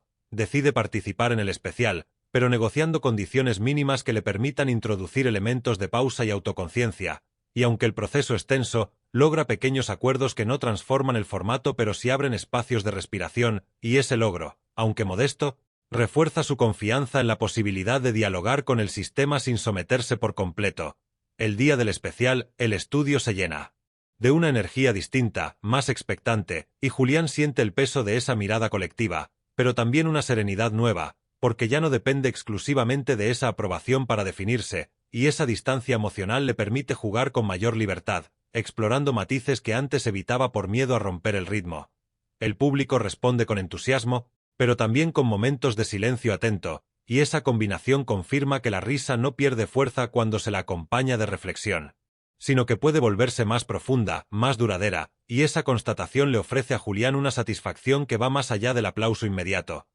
Después del programa, mientras el equipo celebra, don Filemón lo felicita con una mezcla de orgullo y cautela, reconociendo implícitamente que algo ha cambiado, aunque no termine de comprender qué, y Julián acepta ese reconocimiento sin euforia, consciente de que la digestión del cambio apenas comienza y que los resultados visibles son solo una parte del proceso. En casa, revisa mensajes del proyecto alternativo, donde se habla de próximos pasos sin garantías claras, y lejos de sentir ansiedad, experimenta una curiosidad tranquila, entendiendo que la incertidumbre puede ser fértil cuando se la aborda con honestidad. Esa noche sueña de nuevo con el mercado de manzanas, pero esta vez no se siente obligado a elegir una sola, sino que camina probando pequeños trozos, sin prisa, saboreando diferencias, y al despertar comprende que la digestión lenta no es un obstáculo sino una forma de integración, una manera de permitir que lo nuevo se mezcle con lo antiguo sin anularlo. La parte final de este tramo lo muestra caminando hacia el estudio al amanecer, con la ciudad todavía medio dormida, sintiendo una calma extraña en medio de la rutina, y aunque sabe que los conflictos no han desaparecido, que el sistema sigue siendo exigente y que las tensiones volverán, también sabe que algo fundamental se ha desplazado en su interior, una relación distinta con el tiempo, con el éxito y con la risa, y esa transformación silenciosa, casi invisible, se convierte en su mayor logro hasta el momento, preparando el terreno para decisiones más complejas que aún están por venir. El amanecer que encuentra a Julián Manzanares caminando hacia el estudio trae consigo una sensación nueva, no de entusiasmo ni de temor, sino de atención expandida, como si cada sonido de la ciudad despertándose tuviera un eco particular que merece ser escuchado, y esa sensibilidad se prolonga durante la jornada, acompañándolo mientras atraviesa los rituales habituales de maquillaje, ensayo y ajuste técnico de vez en cuando, percibiendo como la risa, ese elemento que siempre consideró inmediato y efímero, deja huellas más profundas de lo que parece cuando se observa con detenimiento. Durante una grabación temprana, Julián nota que algunas carcajadas del público se adelantan al remate del chiste, otras llegan tarde, y ese desfase lo intriga, porque revela expectativas, hábitos, una coreografía invisible entre el escenario y la audiencia, y en lugar de ignorarlo, decide jugar con ese eco, alargando una mirada, variando un gesto, permitiendo que el sonido encuentre su propio camino, y esa experimentación silenciosa le produce una satisfacción íntima que no necesita validación externa.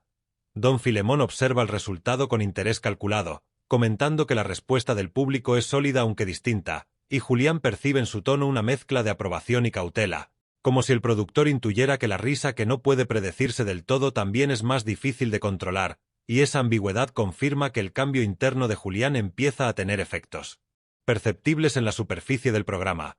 Lupita, siempre presente en los márgenes, le comenta que la gente parece escucharlo más, no solo reírse, y esa observación, sencilla pero precisa, resuena con fuerza porque pone en palabras algo que Julián venía sintiendo sin poder nombrar, la idea de que la comedia puede generar escucha además de ruido, y que ese eco distinto abre posibilidades narrativas que antes quedaban sofocadas por la velocidad.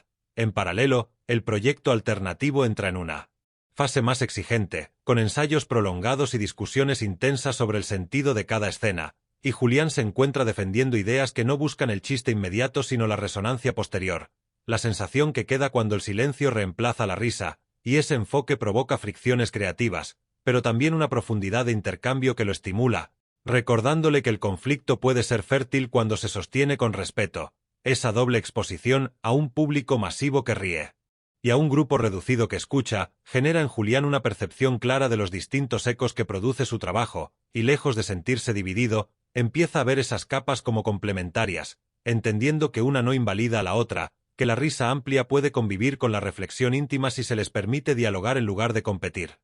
Sin embargo, no todo es armonía, y en una reunión estratégica del canal surge la preocupación de que el segmento Manzana Envenenada esté adquiriendo un tono menos predecible, una observación presentada como análisis de marca pero cargada de inquietud, y Julián escucha con atención, consciente de que esa lectura puede traducirse en presiones futuras, y aunque no responde de inmediato, toma nota interna de que el equilibrio que ha logrado es frágil y requerirá decisiones cada vez más claras.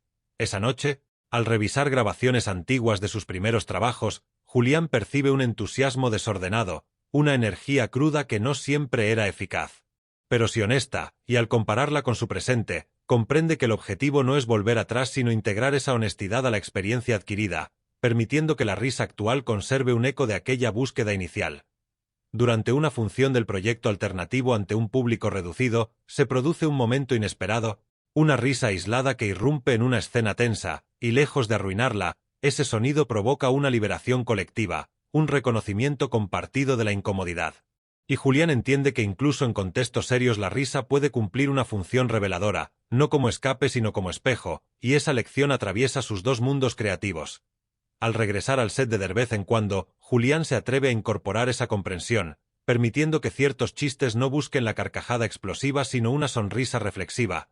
Y aunque el cambio es sutil, algunos espectadores responden con una atención distinta, una risa que se prolonga en el silencio posterior, y ese eco lo acompaña más allá del aplauso final. Don Filemón lo felicita por mantener el liderazgo del segmento, pero añade comentarios sobre la importancia de no confundir al público, y Julián escucha sin confrontar, consciente de que la confusión también puede ser una forma de aprendizaje, aunque no todos estén dispuestos a aceptarlo, y decide seguir avanzando con cautela, midiendo cada paso sin renunciar a su intuición, en una conversación nocturna con uno de los creadores del proyecto alternativo. Julián verbaliza por primera vez la idea de que la risa es un lenguaje con acento, con historia, con contexto, y que cambiar ese acento implica asumir que no todos entenderán de inmediato, y esa reflexión compartida lo reconforta, porque confirma que su búsqueda no es solitaria, que existen otros interesados en explorar esas zonas intermedias entre humor y silencio.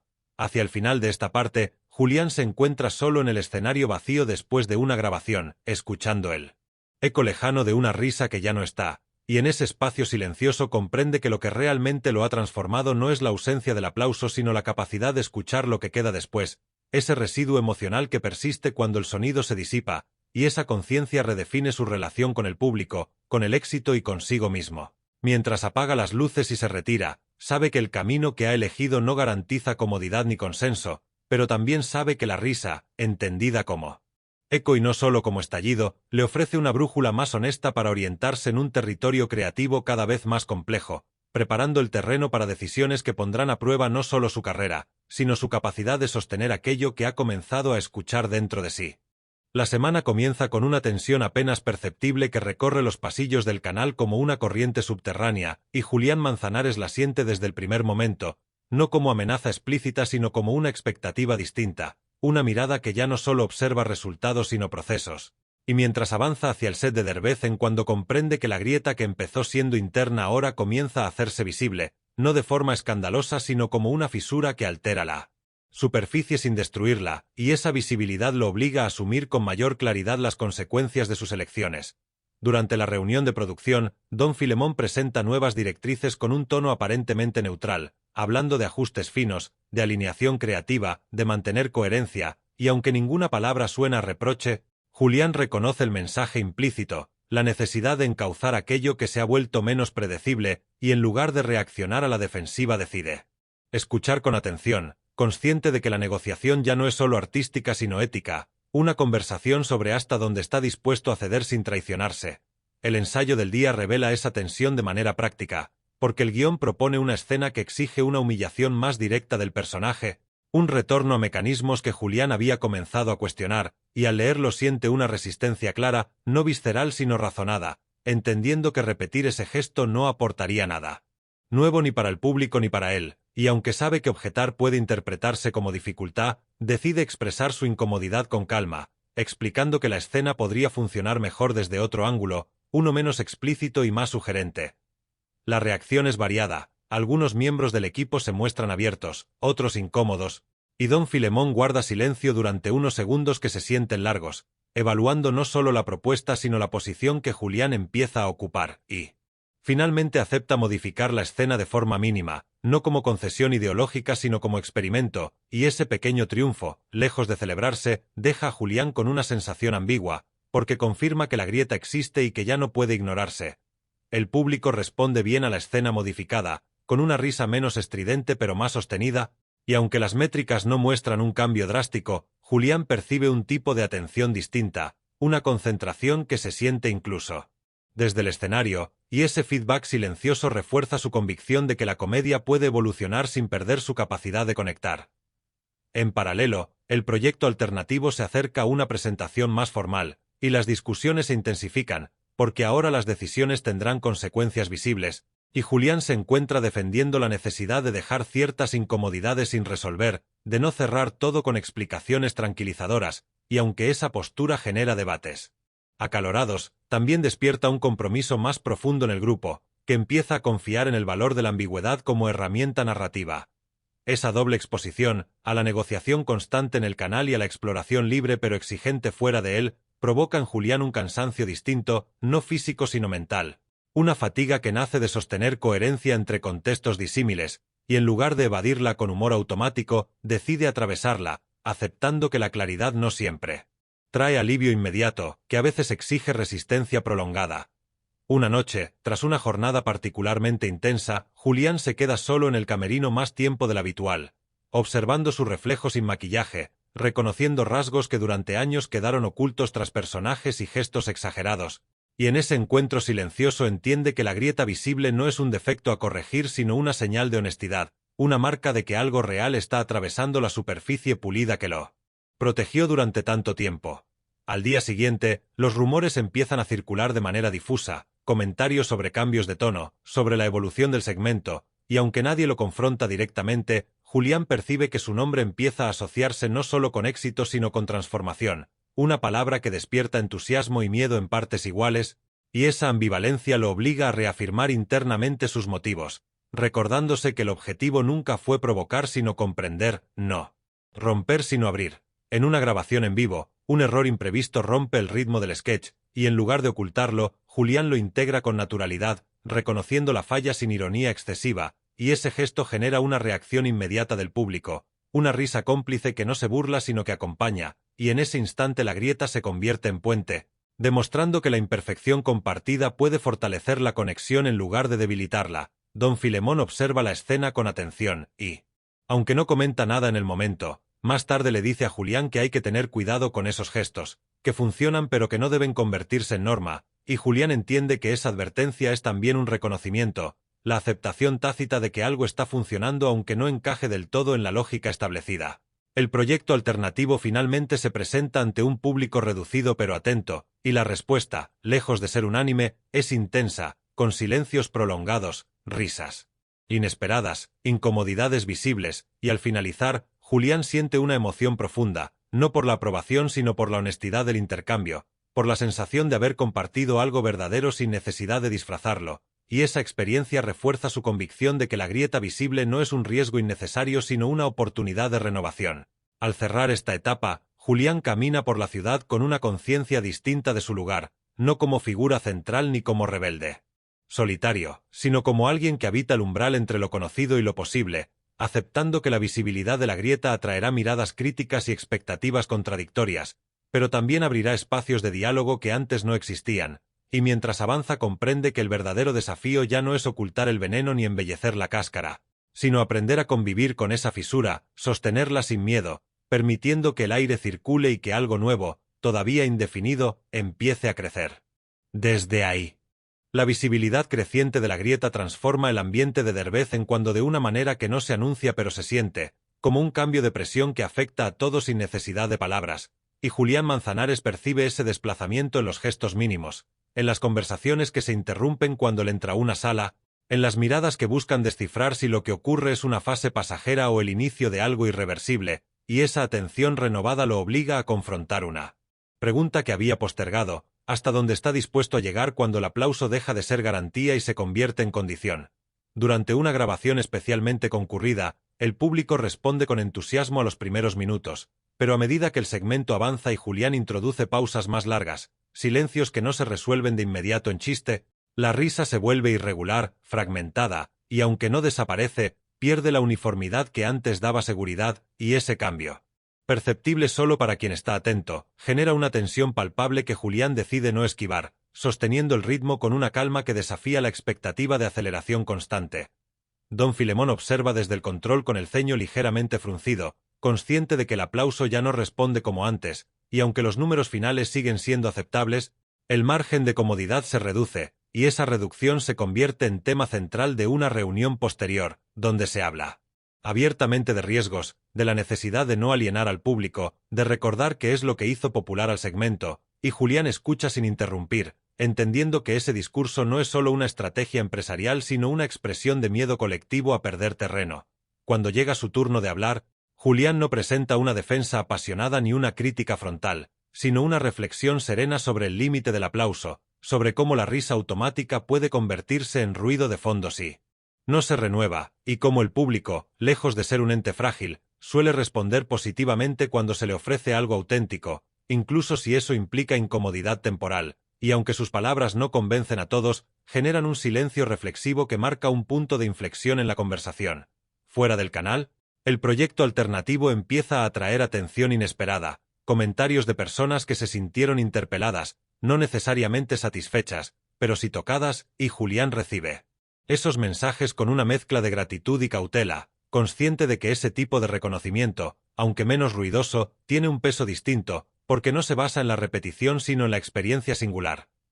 Esa diferencia entre aplauso masivo y resonancia individual se vuelve un tema recurrente en sus reflexiones, llevándolo a cuestionar la métrica con la que ha evaluado su carrera durante años, entendiendo que el éxito cuantificable no siempre coincide con el impacto significativo, y que perseguir uno no garantiza el otro.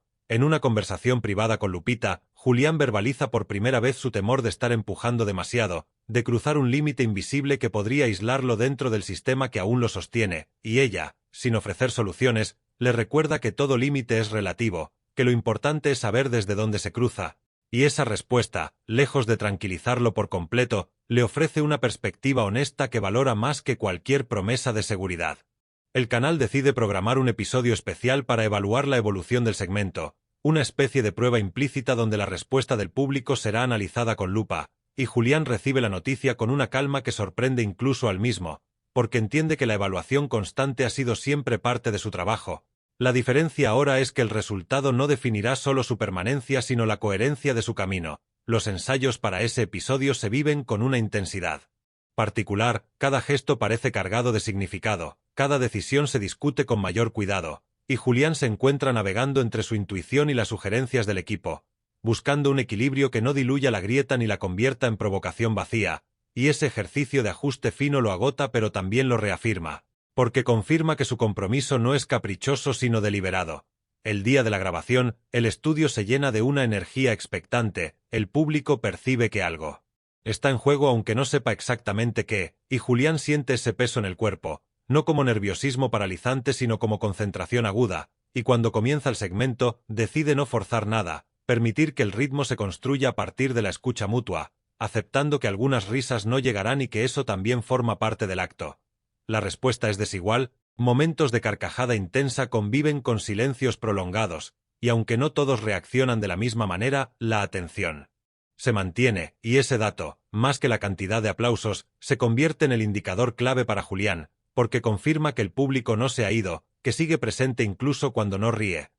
Al finalizar, los comentarios se dividen, algunos celebran la evolución, otros la cuestionan abiertamente, y don Filemón evita emitir un juicio inmediato, optando por analizar datos antes de decidir los próximos pasos, y esa suspensión de la sentencia deja a Julián en un estado de espera consciente, no de ansiedad, porque entiende que el límite del aplauso no es un punto fijo sino una zona de negociación constante.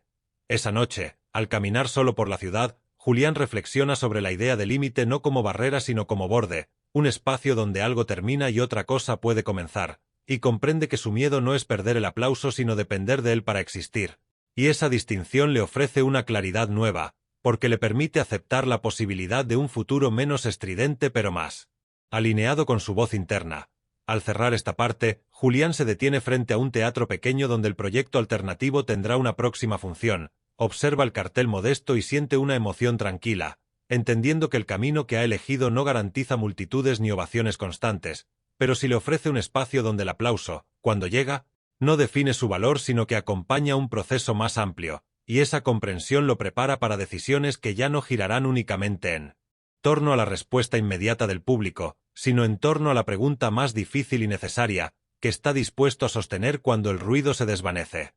La espera posterior al episodio especial instala en la rutina de Julián Manzanares un tipo de silencio distinto al que conocía, no el vacío abrupto que sigue al apagarse de las luces ni el mutismo incómodo de una broma fallida, sino un silencio negociado, sostenido por decisiones que aún no se anuncian pero que ya influyen en el ánimo colectivo del equipo. y Julián percibe ese estado intermedio como una prueba de resistencia interna, porque ahora no hay risas que amortigüen la incertidumbre ni aplausos que ofrezcan dirección inmediata, solo la conciencia de que algo se está decidiendo en capas que él no controla del todo.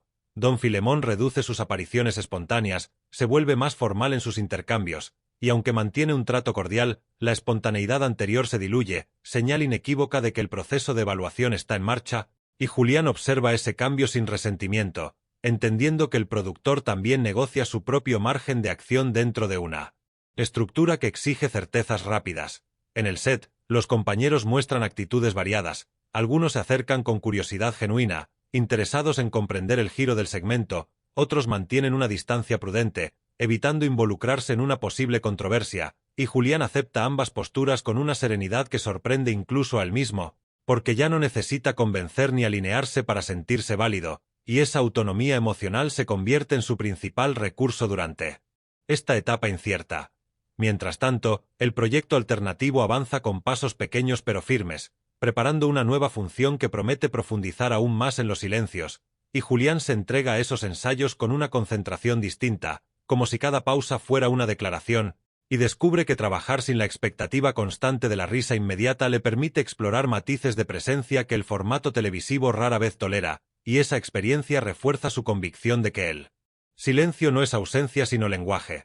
Una tarde, don Filemón lo convoca a una reunión privada, y aunque el tono es cordial, el contenido es directo, se habla de la necesidad de redefinir el rumbo del segmento, de evaluar si la evolución actual se alinea con los objetivos del programa, y Julián escucha con atención, sin interrumpir, consciente de que esta conversación no es un ultimátum explícito pero sí una delimitación clara del campo, y cuando llega su turno de responder, opta por una honestidad medida, expresando que su intención no es romper con el formato sino evitar que se convierta en una repetición vacía, y aunque no ofrece garantías de éxito inmediato, sí reafirma su compromiso con la coherencia del proceso.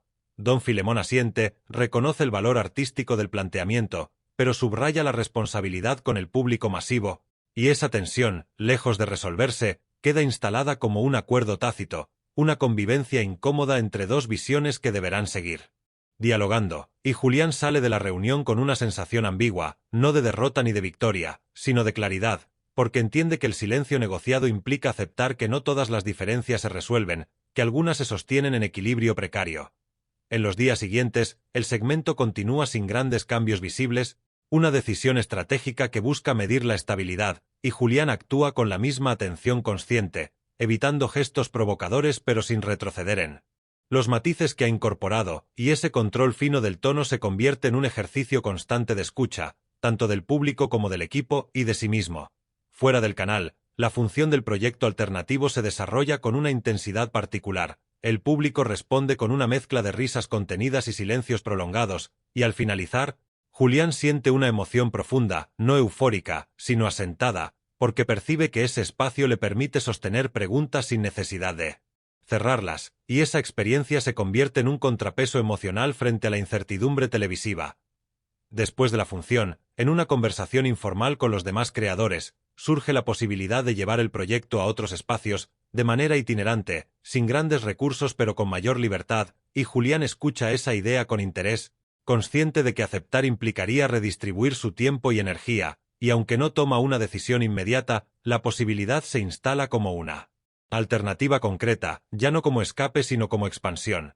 De vez en cuando, el público sigue respondiendo con cifras aceptables, y esa estabilidad relativa refuerza la postura de mantener el equilibrio, pero Julián sabe que ese silencio institucional no es definitivo, que en cualquier momento puede transformarse en una decisión abrupta, y lejos de angustiarse, se prepara internamente para esa eventualidad, revisando sus prioridades y aceptando que no todo está bajo su control. Una noche, al revisar grabaciones del segmento, Julián se detiene en un momento de silencio que pasó desapercibido para muchos, una pausa mínima donde el público contuvo la risa, y al observarla con atención, comprende que ese instante encapsula todo su recorrido reciente, la decisión de no llenar cada espacio, de permitir que algo distinto emerja, y esa constatación le ofrece una serenidad profunda, porque valida su proceso más allá de los resultados inmediatos. Al cerrar esta parte, Julián camina nuevamente por la ciudad, sintiendo que el ruido habitual le resulta menos invasivo, porque ha aprendido a habitar el silencio sin temor, y aunque sabe que las negociaciones continúan, tanto externas como internas, también sabe que ha desarrollado una capacidad nueva, la de sostener la incertidumbre sin recurrir a la risa automática como anestesia, y esa habilidad, más que cualquier aplauso o contrato, se convierte en su mayor conquista hasta el momento, preparando el terreno para el desenlace. De un camino que ya no depende únicamente de la aprobación ajena, sino de la coherencia que está dispuesto a defender cuando el silencio habla más fuerte que el ruido.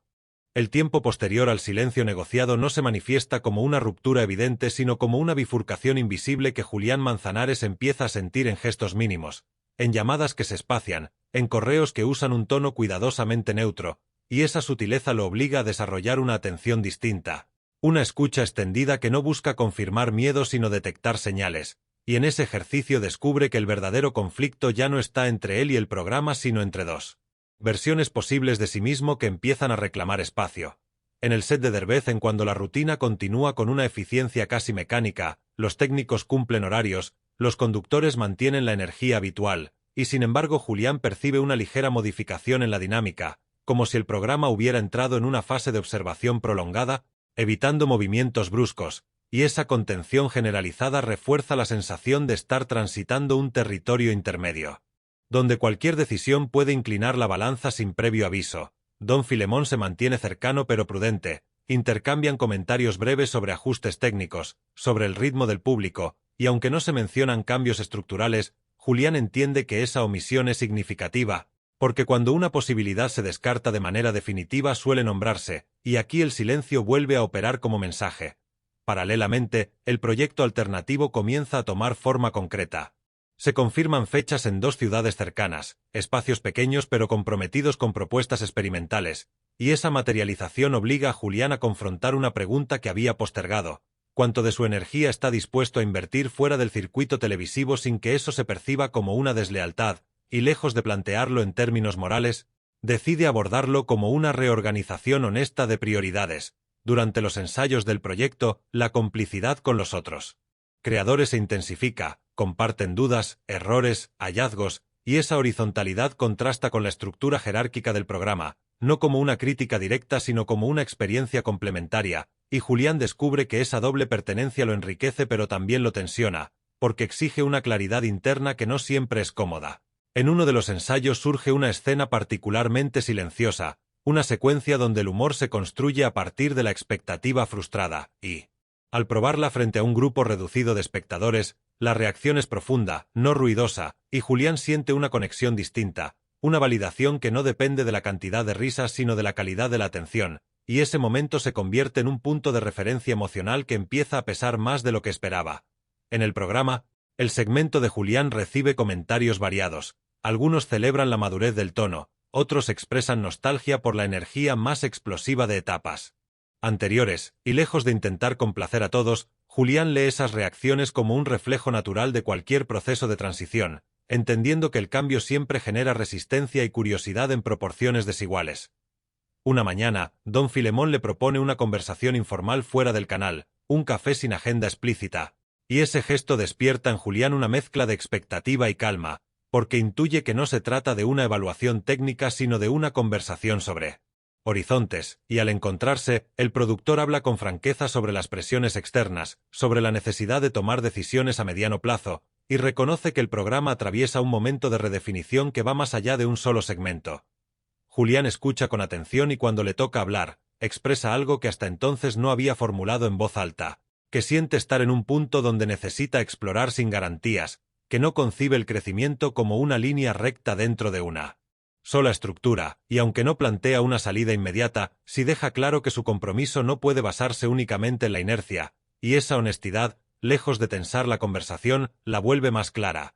Don Filemón asiente, no promete soluciones ni plantea ultimátums, pero reconoce el valor de anticipar estas conversaciones antes de que las decisiones se vuelvan reactivas, y acuerdan mantener un diálogo abierto, una especie de pacto tácito para evitar sorpresas, y Julián sale del encuentro con una sensación de alivio sereno, porque entiende que nombrar la bifurcación no la elimina, pero la vuelve transitable.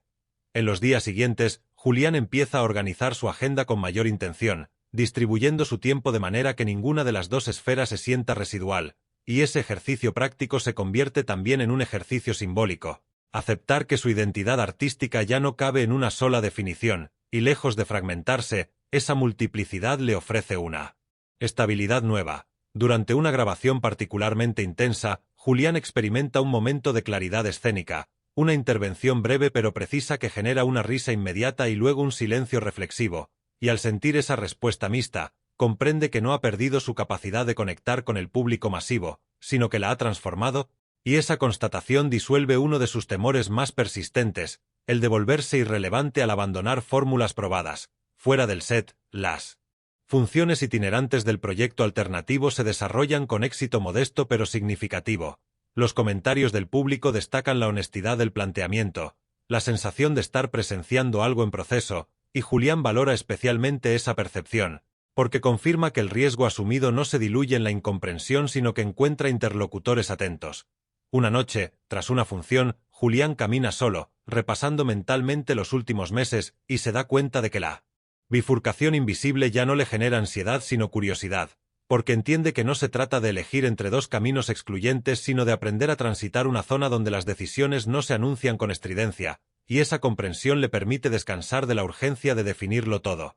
Al acercarse el cierre de temporada del programa, las conversaciones sobre el futuro se intensifican en el ambiente, rumores, especulaciones, y Julián se mantiene presente sin dejarse arrastrar por la inquietud colectiva, confiando en que ha construido alternativas reales, no como amenazas sino como extensiones de su trabajo.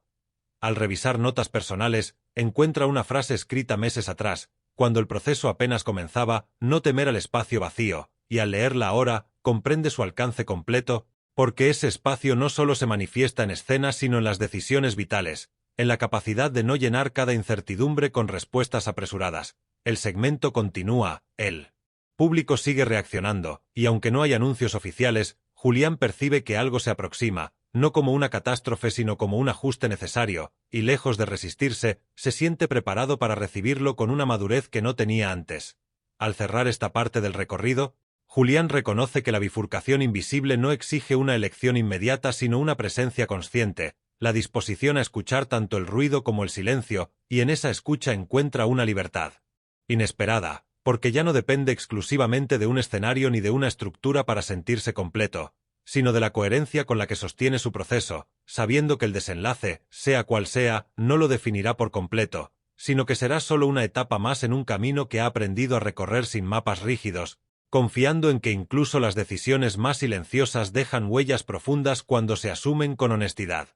El desenlace no llega como un golpe seco ni como una ovación final sino como una acumulación de gestos pequeños que, al alinearse, revelan que el ciclo ha alcanzado su punto de madurez, y Julián Manzanares lo percibe antes de que nadie lo anuncie oficialmente, en la manera en que entra al foro por última vez esa temporada, en la familiaridad del aire acondicionado, en el sonido repetido de los pasos sobre el piso técnico, y lejos de sentir nostalgia inmediata, experimenta una lucidez tranquila. Como si cada elemento confirmara que nada ha sido en vano. El programa Derbez en cuando se prepara para su cierre de temporada con la energía habitual, bromas internas, ajustes de último minuto, y aunque el ambiente es festivo, también está cargado de una expectativa subterránea, porque todos saben que después de este punto las cosas no volverán exactamente al mismo lugar, y Julián se mueve dentro de ese clima con una presencia serena, consciente de que su recorrido personal ha llegado a una etapa de definición, no porque deba elegir de manera excluyente, sino porque ha aprendido a reconocer cuando un proceso se completa. Don Filemón se acerca con una cordialidad franca, ya sin rodeos, y le comunica que el programa atravesará cambios importantes en la próxima temporada, reestructuraciones que afectarán formatos y tiempos, y aunque no se le pide una decisión inmediata, queda claro que su participación deberá redefinirse, y Julián escucha sin sorpresa, agradeciendo internamente la honestidad, porque prefiere una bifurcación nombrada a un silencio indefinido, y cuando responde, lo hace desde un lugar que meses atrás no hubiera sido posible, expresa gratitud por el espacio, por la confianza, por el aprendizaje, y reconoce que su camino actual lo lleva a explorar territorios que requieren una flexibilidad distinta, y aunque no cierra puertas, tampoco promete una continuidad automática. La conversación se desarrolla sin dramatismo, sin reproches, y al finalizar ambos saben que han alcanzado un entendimiento adulto, uno que no necesita declaraciones grandilocuentes para ser real, y Julián se retira del encuentro con una sensación de ligereza que no proviene de una resolución perfecta sino de la coherencia entre lo dicho y lo sentido. Durante la última grabación, Julián ofrece un segmento que sintetiza todo su proceso, no por acumulación de referencias sino por economía de gestos, una intervención donde el humor surge de la observación precisa, de la pausa bien colocada, y la respuesta del público es inmediata pero distinta, una risa que no se impone sino que emerge con complicidad, y en ese instante Julián comprende que ha logrado integrar ambas dimensiones, la popular y la introspectiva, sin traicionar ninguna, y ese logro íntimo se vuelve más significativo que cualquier estadística. Al terminar la grabación, los aplausos se mezclan con despedidas informales, promesas de volver a coincidir, y Julián se permite recibir ese afecto sin aferrarse. Porque ha aprendido que el reconocimiento no pierde valor por no ser permanente, y en ese desapego encuentra una libertad nueva, una forma de cerrar sin clausurar.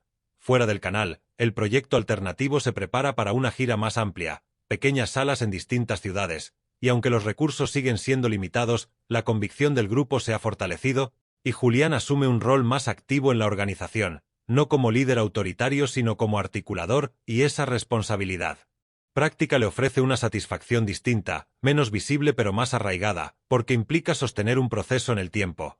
En las primeras funciones de la gira, el público responde con una atención profunda, risas que aparecen y desaparecen, silencios que no incomodan, y Julián se da cuenta de que ha dejado de medir el éxito en términos de intensidad inmediata, valorando ahora la persistencia de la experiencia, los comentarios que llegan días después, las reflexiones compartidas, y ese cambio de perspectiva confirma que su relación con el humor se ha transformado de manera irreversible. Una tarde, mientras viaja entre ciudades, Julián reflexiona sobre el título que ha acompañado todo este recorrido, Manzana envenenada, y comprende que la metáfora no hablaba de una trampa externa sino de la tentación interna de repetir sin cuestionar, de consumir sin digerir, y al reconocerlo, siente que la manzana ha perdido su veneno, no porque haya sido rechazada sino porque ha sido comprendida, y esa comprensión le permite conservarla intacta, como un objeto de aprendizaje más que de deseo. En conversaciones con otros comediantes, Julián comparte su experiencia sin tono aleccionador, relatando dudas, errores y descubrimientos, y se sorprende al notar que muchos atraviesan procesos similares, atrapados entre la seguridad del formato y la inquietud creativa, y esos intercambios refuerzan su convicción de que el cambio no es una excepción sino una constante que a menudo se posterga por miedo. El tiempo avanza, las noticias sobre el programa circulan, nuevas caras, nuevos segmentos, y Julián observa esos movimientos sin resentimiento, incluso con curiosidad, porque entiende que los espacios continúan su curso independientemente de quienes los habitan, y lejos de sentirse reemplazado, se siente parte de una cadena más amplia de transformaciones. En un momento de calma, revisa material antiguo, sketches de etapas tempranas, y lejos de juzgarse con dureza, sonríe al reconocer la honestidad de aquel Julián que buscaba la risa inmediata como salvación, y al aceptarlo como parte de su historia, integra pasado y presente sin necesidad de jerarquizarlos, comprendiendo que cada etapa respondió a una necesidad auténtica. Durante una función especialmente intensa de la gira, Julián experimenta un silencio prolongado, un momento donde el público parece contener la respiración, y en ese espacio suspendido, siente una conexión profunda, no espectacular, pero real y, al salir de escena, entiende que ese instante resume todo su recorrido, la capacidad de sostener la atención sin forzarla, de confiar en que el sentido emerge cuando se le da espacio. Al final de la función, un espectador se le acerca y le dice que no se rió tanto como esperaba pero que se quedó pensando, y lejos de interpretarlo como una crítica, Julián lo recibe como un elogio involuntario, porque confirma que su trabajo ha abierto otra puerta, una que no reemplaza a la risa sino que la acompaña. En los meses siguientes, Julián equilibra proyectos, acepta colaboraciones puntuales, rechaza otras, siempre guiado por una claridad que antes no tenía, y aunque el camino no se vuelve más fácil, sí se vuelve más honesto, porque ha dejado de perseguir una imagen externa para concentrarse en la coherencia interna. Una noche, solo en su departamento, Julián se sienta en silencio, sin necesidad de escribir ni de ensayar, y en esa quietud reconoce que el miedo inicial se ha transformado en respeto por el proceso, que la incertidumbre ya no lo paraliza sino que lo acompaña como un recordatorio de que el movimiento sigue, y al cerrar los ojos, no siente la urgencia de definir el futuro, porque sabe que ha desarrollado la herramienta más valiosa, la capacidad de escuchar, de pausar, de decidir sin violencia. Así, Manzana envenenada se revela no como una advertencia sino como una invitación a morder con conciencia, a aceptar que todo éxito conlleva una pregunta y que el verdadero antídoto no es la negación sino la reflexión sostenida, y Julián Manzanares, al concluir este ciclo, no se presenta como un personaje resuelto sino como alguien dispuesto a seguir aprendiendo, entendiendo que la manzana, intacta en sus manos, ya no representa una amenaza sino un recordatorio constante de que incluso dentro del humor más popular existe un núcleo de verdad que solo se revela cuando uno se atreve a escuchar el silencio que queda después de la risa.